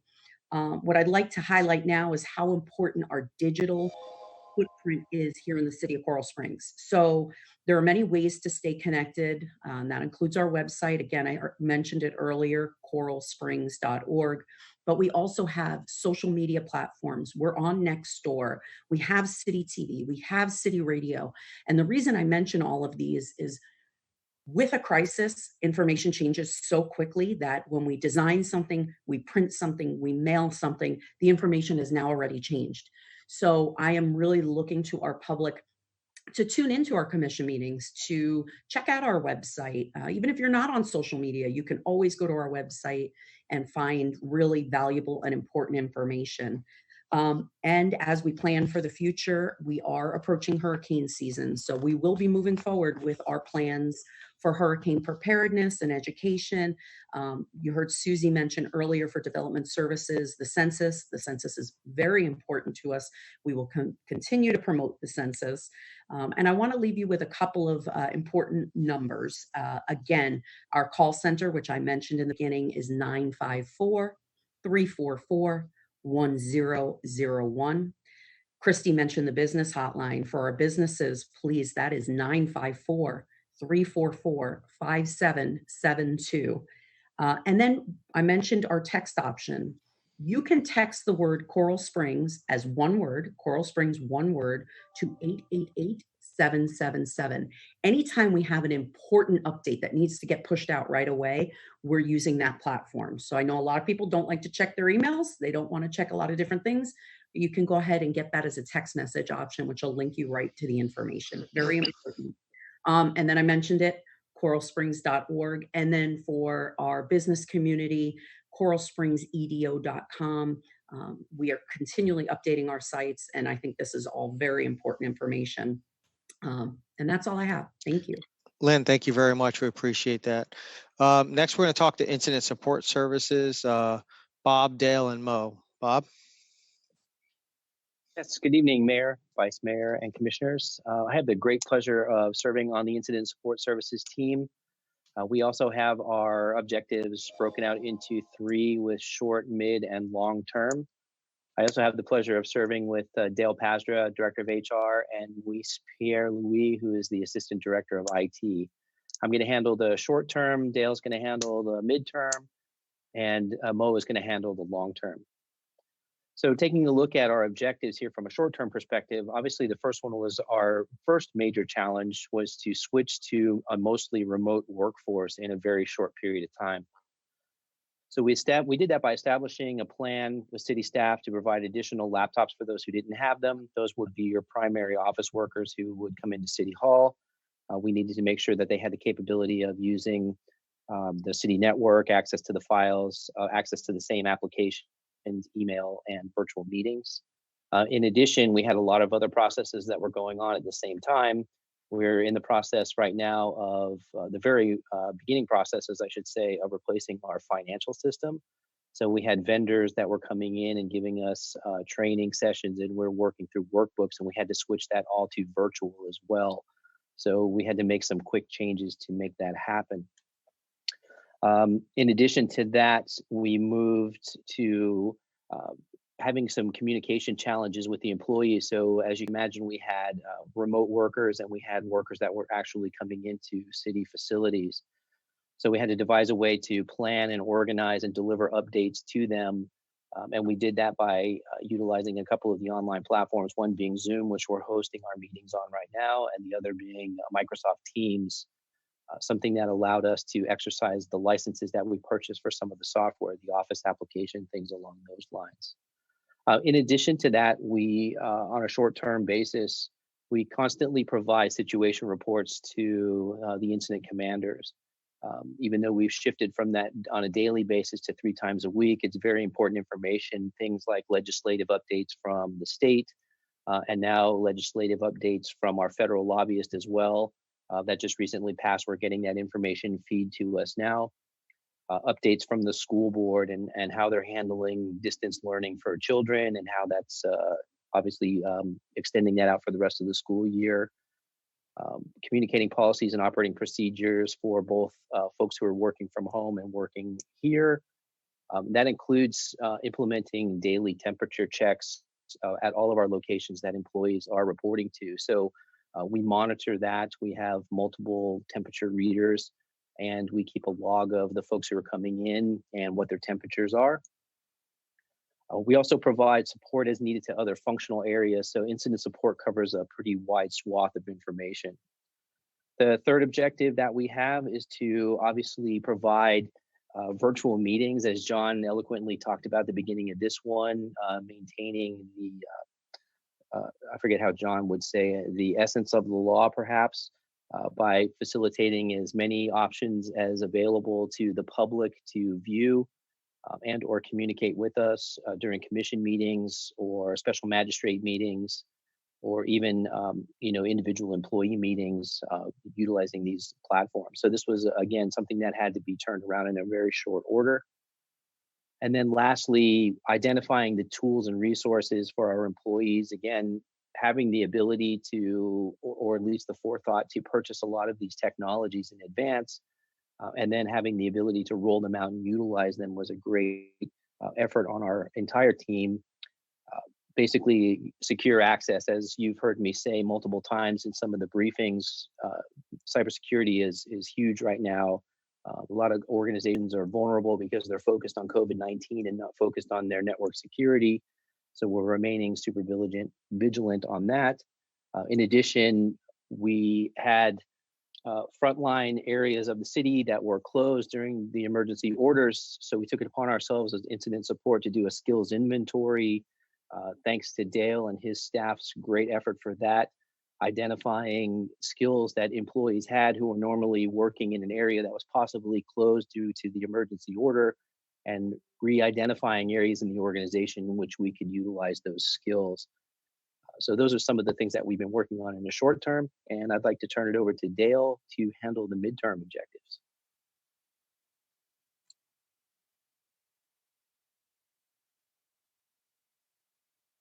Okay, I'm back. Well, I'd just first like to say that we are so impressed with the agile workforce that we have here in the city. Our people have been extremely resilient throughout this entire process and extremely adaptable to everything we've thrown at them. If you would have asked me as the HR director, even a month or two ago, would we be deploying a couple hundred people to telework? I would have said, oh no, that's never going to happen. But sure, it has happened, and people have really risen to the occasion and continued to be productive in their jobs and continuing to be accountable. So some of the things we're looking at from the midterm perspective is the fact that we know that the toll of this health crisis is taking a bit away from our people. And so we are focusing on their mental well-being and providing them with some health resources, mental health resources. We also, early on in the process, made available to them a clinician response team that previously was primarily serving the fire department. And we were able to expand that as a local on-the-ground resource to all employees across the city. And I think that made a big impact for them. We've implemented processes for the health status accountability, which Bob already alluded to. But we went a step further and took the model that was being used by police and fire and created a health and safety officer position for the general employees. This is really a great way to manage the various levels of people going out because of illness, calling in because they're ill, and providing more of a case management approach. So each of the areas of the city has a health and safety officer who is actually checking in with the employees on a daily basis, tracking them through the whole process. If they went for testing, making sure they were tested, and they're really doing a great job of providing them one-on-one assistance and guidance, as well as their management. So we were supporting them throughout this process, not only with communications, but also from an HR perspective. One of my employees was actually identified early on, and we have her working in that capacity for all the general employees. It's helped make a much more consistent process being followed across the city. It's being managed very well, and we're making sure that the testing procedures that were established for returning people to work have been followed. Bob already alluded to the skills-based inventory that we created kind of rather quickly to get a better understanding of our people who could be redeployed for other assignments. We've had some success with that. We're continuing to work on reassigning workers on a daily basis as needed. It does take a little bit different skill set because you're trying to match them to things where they could still be successful and add value and contribute, but it can be completely outside of their normal work duties. We have lifeguards who are doing things for logistics, people from Parks and Rec who are front desk people who are doing research. We've got a lot of people who just shown great flexibility to do whatever is being asked of them. We've also taken a lot of steps to leverage the technology and this whole distance approach to things for our health and wellness programming. Our on-site health coach has been leading the way with getting employees moving and stretching, having virtual meetups with them, hosting workshops for them, and the list goes on and on and on. So I just think that it's really incredible how quickly we were able to leverage these tools and technology the city already had to continue to provide people with support. Another thing that happened as a result of all of this that was going on is some new federal laws had to be introduced. And in record time, we were able to communicate how those laws impacted employees, provide them with guidance on what level of assistance was available for them related to COVID-19. And this impacts things like their emergency sick leave, leave of absences for childcare, and even accessing retirement funds for emergencies. Finally, I just want to take a minute to recognize a special group we have. I don't think that Alex or others have called them by their proper name, but we have a group under my department, Sue Knight, who was asked to lead the food distribution in partnership with Feeding South Florida. They're rightly called Food for the Soul. This group of ladies who are at the helm of all this and coordinating everything behind the scenes has made the whole distribution effort to the public a success and just great process and a great opportunity for us to give back to the community. So that's it for me. I'm going to turn it over to Mo to talk about the long-term objectives. Thank you, Dale. And thank you, Bob. One of the main things that we as in incident services that we have been focusing on specifically as far as the long-term portion is to be able to help our teams when they have to get back to work.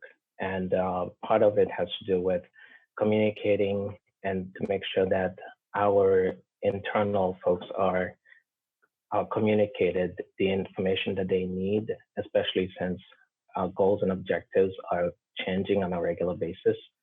So we have to adapt our goals and objectives to the actual priorities. The other thing that we're working on is, as Bob and Dale alluded to, is the use of technology. We had to ramp up, especially on the IT and communications and marketing side. We had to do a lot of ramp up to meet those needs, to make sure that people are able to work remotely, to make sure that our any type of meetings, for example, Zoom or Teams, that we are able to meet those type of needs. But moving forward, we should be able to leverage some of those tools to make sure that we are continuing to use these tools where possible. So because they have been working for us and they have helped us in a lot of ways. And also, Bob alluded to the cybersecurity component. One of the things that we have been working on is implementing dual-factor authentication and those type of hardened security to make sure that we are all secure when it comes to our network, to the city's network. And we are going to continue to work on those fronts. And lastly, we also are looking at to review, for example, the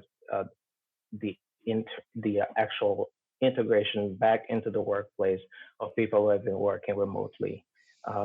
We understand that, for example, there are people who are working from home, but will not be able to quickly go back to the workplace, especially when they have kids at home who are going to remain at home for the rest of the school year. So there are so many portions of this that we kind of have to look at, and our team essentially is working on those fronts. Thank you.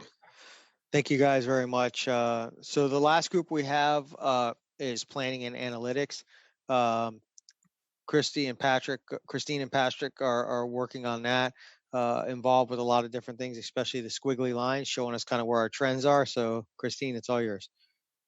Yes, so basically, like he said, our department, our section was in charge of the planning, which includes the daily sit rep, the daily, now semi-daily sit reps that we produce, and the city action plan that we were produced with in cooperation with all the departments. We provide you with all the graphs with our situation reports, which help us analyze the trends that are happening throughout the city and throughout the county to help us both prepare for operation and prepare for reopening. And we also have created dashboards, which Patrick will go into later. These help us create a centralized location for information for citizens and our senior staff. If you wouldn't mind going to the first set. So this is just one example of the graphs that we provide. This is a graph that we use to help chart our infection rates and new cases per day versus the other cities in the county that have similar population. Their outbreaks and our outbreaks will help us both interact with the citizens and learn kind of where we are projected to go. And then the next slide. These are the cities surrounding us. So by keeping track of the cases in cities surrounding us, it allows us to see the impact in our city because, as we know, people aren't limited to the cities that they live in. They might go to a Publix elsewhere. So if we see that surrounding cities are having uptakes or downtakes, and then we can expect to see that throughout our city.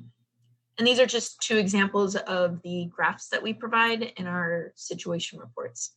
I'll put over to Patrick to explain about the dashboards that we provide. Good evening, everybody. I'm Patrick Lockowitz. I'm the GS manager with the city. So with this event, geography is a big part of it, location, tracking the trends of the cases, the testing, and the deaths, and even recovery. So we've been working, getting the data from different resources that we find on the internet and trying to put it to our known geography boundaries. This example just shows the different case counts, as Christine showed for Broward County cities and Boca. We're tracking this information daily, and so it's getting updated daily. We're also doing some data tracking for the fire department, some of the information that they have.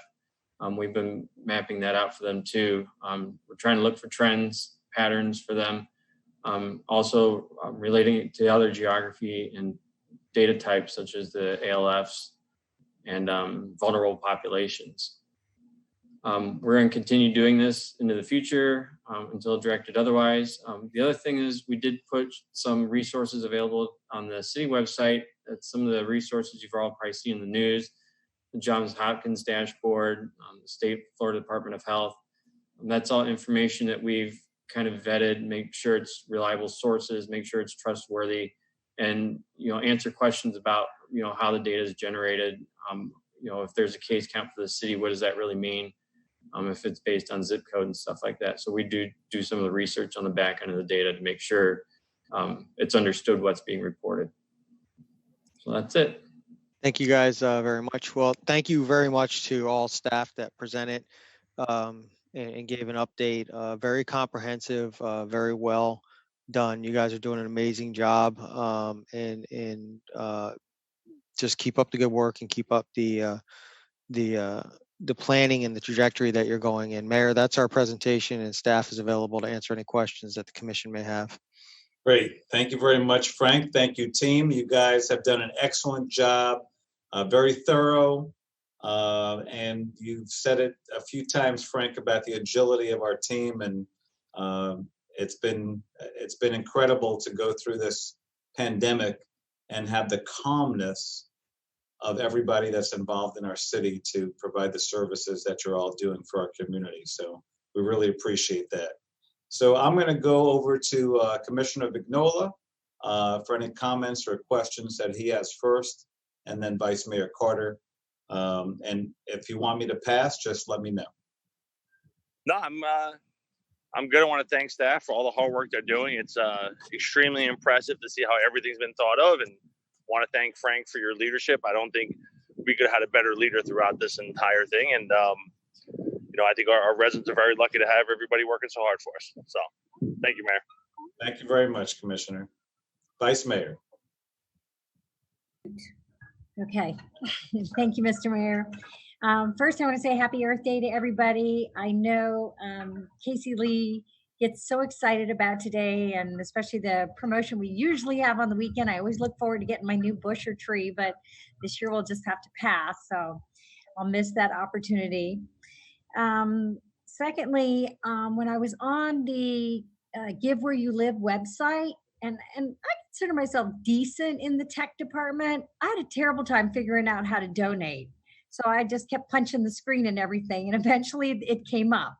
So I think maybe click here or something like that makes it just a tad bit easier. Even though it does say donate, I just didn't understand if it was the middle button, the top right button. So I thought maybe we could make that just a little bit more clear. I'm getting, Margate has grants for their residents and businesses. So I'm getting people asking me what we have. And my impression is we have the Give Where You Live opportunity, and I know how to donate, but how does somebody apply to if they need assistance? So we need to cover that somewhere in there. And let's see, overall, with today's presentation. I just got to say how impressive I was with the department, the way we had the buckets and then we had the 10 departments and how everything was coordinated and then each one complemented each other. And then one thing that really stood out was how many of the people who spoke to tell us what was going on, how they complimented and recognized individual people who are above and beyond and who are making an effort. And I realize that this effort's coming from everybody, that this is a concerted effort on behalf of all our employees and all of the leadership. And I'm just grateful. I'm grateful to be a part of the team. And I still believe that together we will win.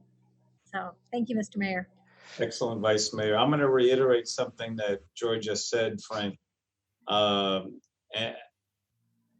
I'm actually blown away by the coordination and the depth and the breadth of what you're able to present with your team, Frank.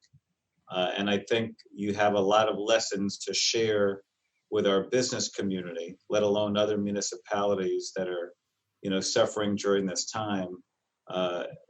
You guys are just doing an excellent job. And again, with such calmness. And I have to imagine that the frontline employees that are making the contact with our citizens are helping them be that much calmer as well. And that's one of the great reasons why we have the collaboration with the community that we do, and crime rate is low and the level of cooperation is so high. So I just want to reiterate that, Frank, to you and all of our team here. We're really very proud to work with you on the commission, Frank. Thank you, Mayor. Can I address one thing that Vice Mayor said? Vice Mayor, we are working on further funding for business and homeowner assistance when it comes to mortgage and rent assistance, utility assistance. A couple of our teams are working on that. Our finance team and they're looking at how we can take some of our grant funds and use them to help out our citizens. So we will make those. I'm sure Lynn made some notes as far as updating the website to make it more user friendly. But at the end of the day, you'll also hear some more programs coming out from us in the near future as more and more money, federal and state money, becomes available for us to help our residents. So please look forward to that. And I'll save my other comment for the end, Mayor. Thank you.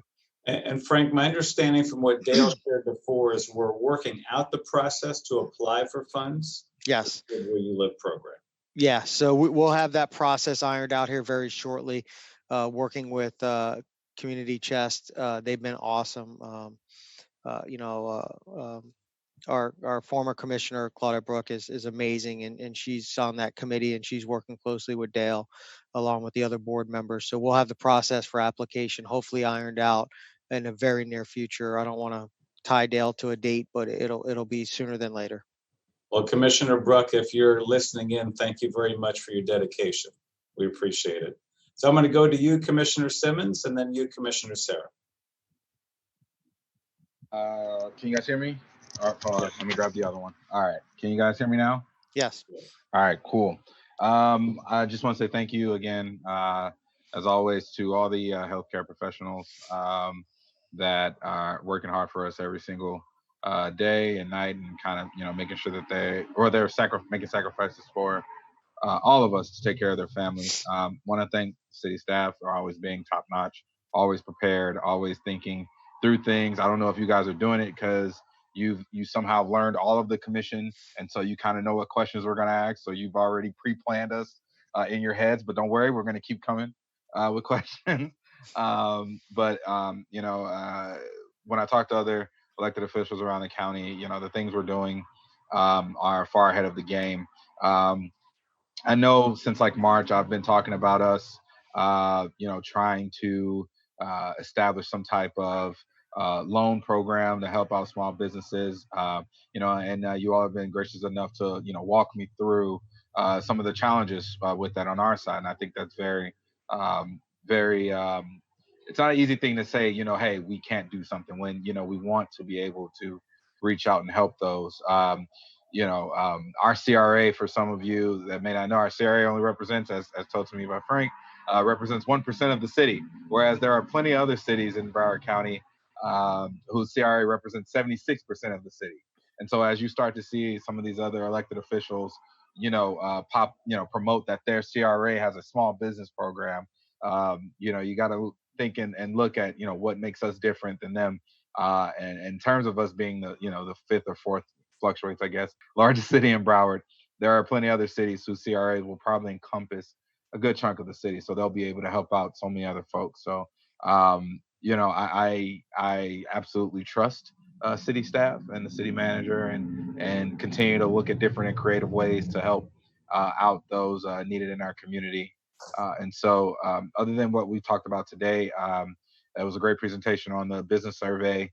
And we appreciate you kind of going through all of the changes to run the city at this time, so we all know kind of who's doing what. And I appreciate everybody pitching in and adding their part to it. I know it's not easy during all of this, especially being at home and having your kids there and whatnot. And so just a general thank you to everyone, and that's it for me. Thank you. Great. Thank you very much, Commissioner. Commissioner Simmons, and we're not going to give up on continually finding resources for our business community. We're going to stay at it. Alex presented something today that he's working with Melissa on our reopening plan, and we're going to continue to work hard to uncover every resource we can for our business community. Frank, that reminds me of one thing I would ask that we place a special focus on for Christy. And that is the businesses that maybe came online in the last year, especially the last 6 months. I know a couple open up at the Walk, and then all of a sudden, boom. And hopefully we're in touch with them already. But if there can be a special, attention paid to them just coming online, and then they're hit with the pandemic, I would appreciate it. Commissioner Serra, you're up. Thank you, Mr. Mayor. I appreciate it. First and foremost, I want to thank staff for a very thorough presentation, not only well thought out, but very organized and professionally presented. As far as the easing back in, we definitely need to work as a city team to come up with the very best plan for our businesses and our residents. And talking to some people and then also listening to the presentation, I know that our businesses are struggling, especially with getting their doors reopened and wanting to get that done as soon as possible. I would encourage our team to look at ways to continuously support them, have kind of a group networking opportunity where they can kind of check in and we can check in with them, and really ensure that they know that we got their back and we're trying to get them reestablished. I think Chief Perry made a pretty strong closing statement in the sense that, it's important for us to keep morale up during this very difficult time. We all are losing people that we know or that are loved ones across the country. And it's just critical that, we do whatever we can to learn from this experience. Hopefully we will never go through it again, but we definitely have put together a great blueprint so that the people behind us have something to work off of and know that it will work. And so I just want to thank once again everyone for their time, their efforts, their due diligence to make sure that we have the structure in place to be successful moving forward. Thank you, Mr. Mayor. Great, thank you very much. So, we declared a state of emergency on March 13th. We're coming up on 6 weeks since having made that declaration.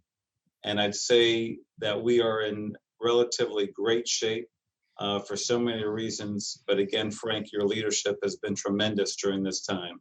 And thank you very much. I've got a couple of questions. My first set of questions will be for Catherine Gibbons, because I want to understand the range of what we may be looking at, what the numbers are, and just reiterate some of the potential, the expectations that we have and how we might manage those financial expectations. So specifically, Catherine had mentioned something about a potential loss of just under $6 million in the general revenue fund and a 2% range.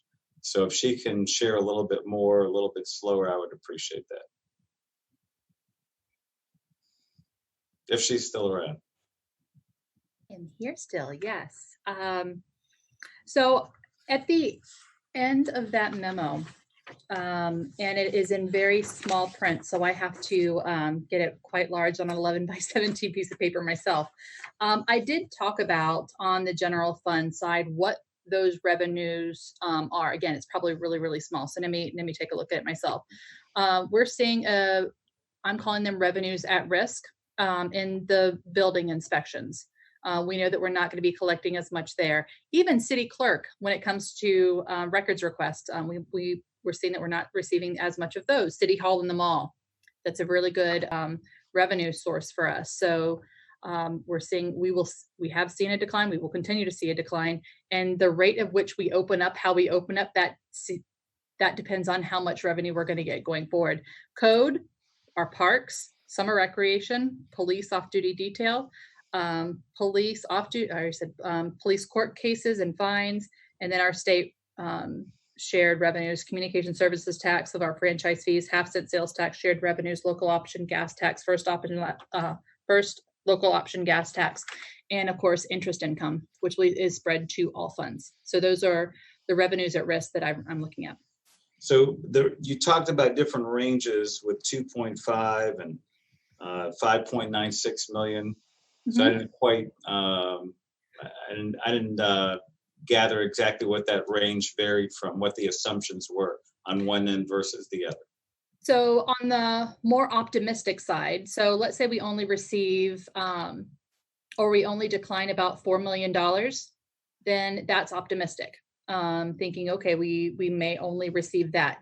Depending on how steep, and we aren't right now getting information from the state, the Department of Revenue.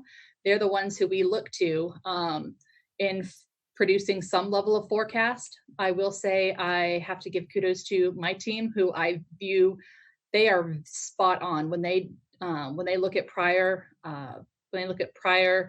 actuals, and we then have to look at some of market conditions to say what it is going to be. My team is spot on. So the only thing is, I don't want to say that on this event because we've never been in this rate. I've kind of looked at it as it is a one point in time, like 9/11. However, how low it went is like 2008. And you combine that together, and that's what we're dealing with. We've never dealt with that. So we don't know how far down our state revenues are going to go. So that's why I need to have a range to go up possibly to 8 million. So Mayor, one of the other things on that too is typically when you have an event of any kind of magnitude, it affects one area of the country. Being that this is, so widespread throughout not only the country, but the world, there's not other things out there that are propping up the economy. So, Catherine and I have had some discussion on this, and her some of her numbers are conservative, and we're hoping that it's going to be on the lower end of those numbers. But I think the budget team is leaving themselves a little bit of leeway, because the one thing we don't want to do is underestimate. We like to plan for the worst case scenario, and then hopefully we can have something a little better, and it gives us a little bit more room to work within. So that's kind of why there's such a range there from almost a $4 to $8 million range. We truly feel it's going to be just under 5 million. That's kind of where our heads are. But if we came out and said it's going to be 4.9 million and it comes out to be 6 million, we've just put our staff behind the 8 ball and have to catch up. So that's why we're using that range for planning purposes. Great. And I appreciate it very much. I appreciate the transparency, and I'm sure our citizens will too. Thank you. Can we do something to promote absentee ballots? Lynn? Is that already in the works? I'll ask Lynn or Deborah to answer that. There you are, Lynn. We can't hear you though. Oh, you can't hear me? Oh, there you go. Oh, so the short answer is yes. So similar to, well, first of all, online. Wouldn't be a meeting if Lynn wasn't muted. There'll be videos about that. That is something that we will be promoting, absolutely. And when I talked about long-term strategies, the election. That's going to be very, very important. But yes, absentee voting is something that we're going to really promote. Certainly this year, look at November. That's kind of at the height of flu season. So we are working on those strategies. Great. I appreciate it. I have no further comments or questions. Anybody else on the commission? Anything else to add? All right. Seeing none, it looks like we are a wrap. Mayor, if I can, before we close, Sure.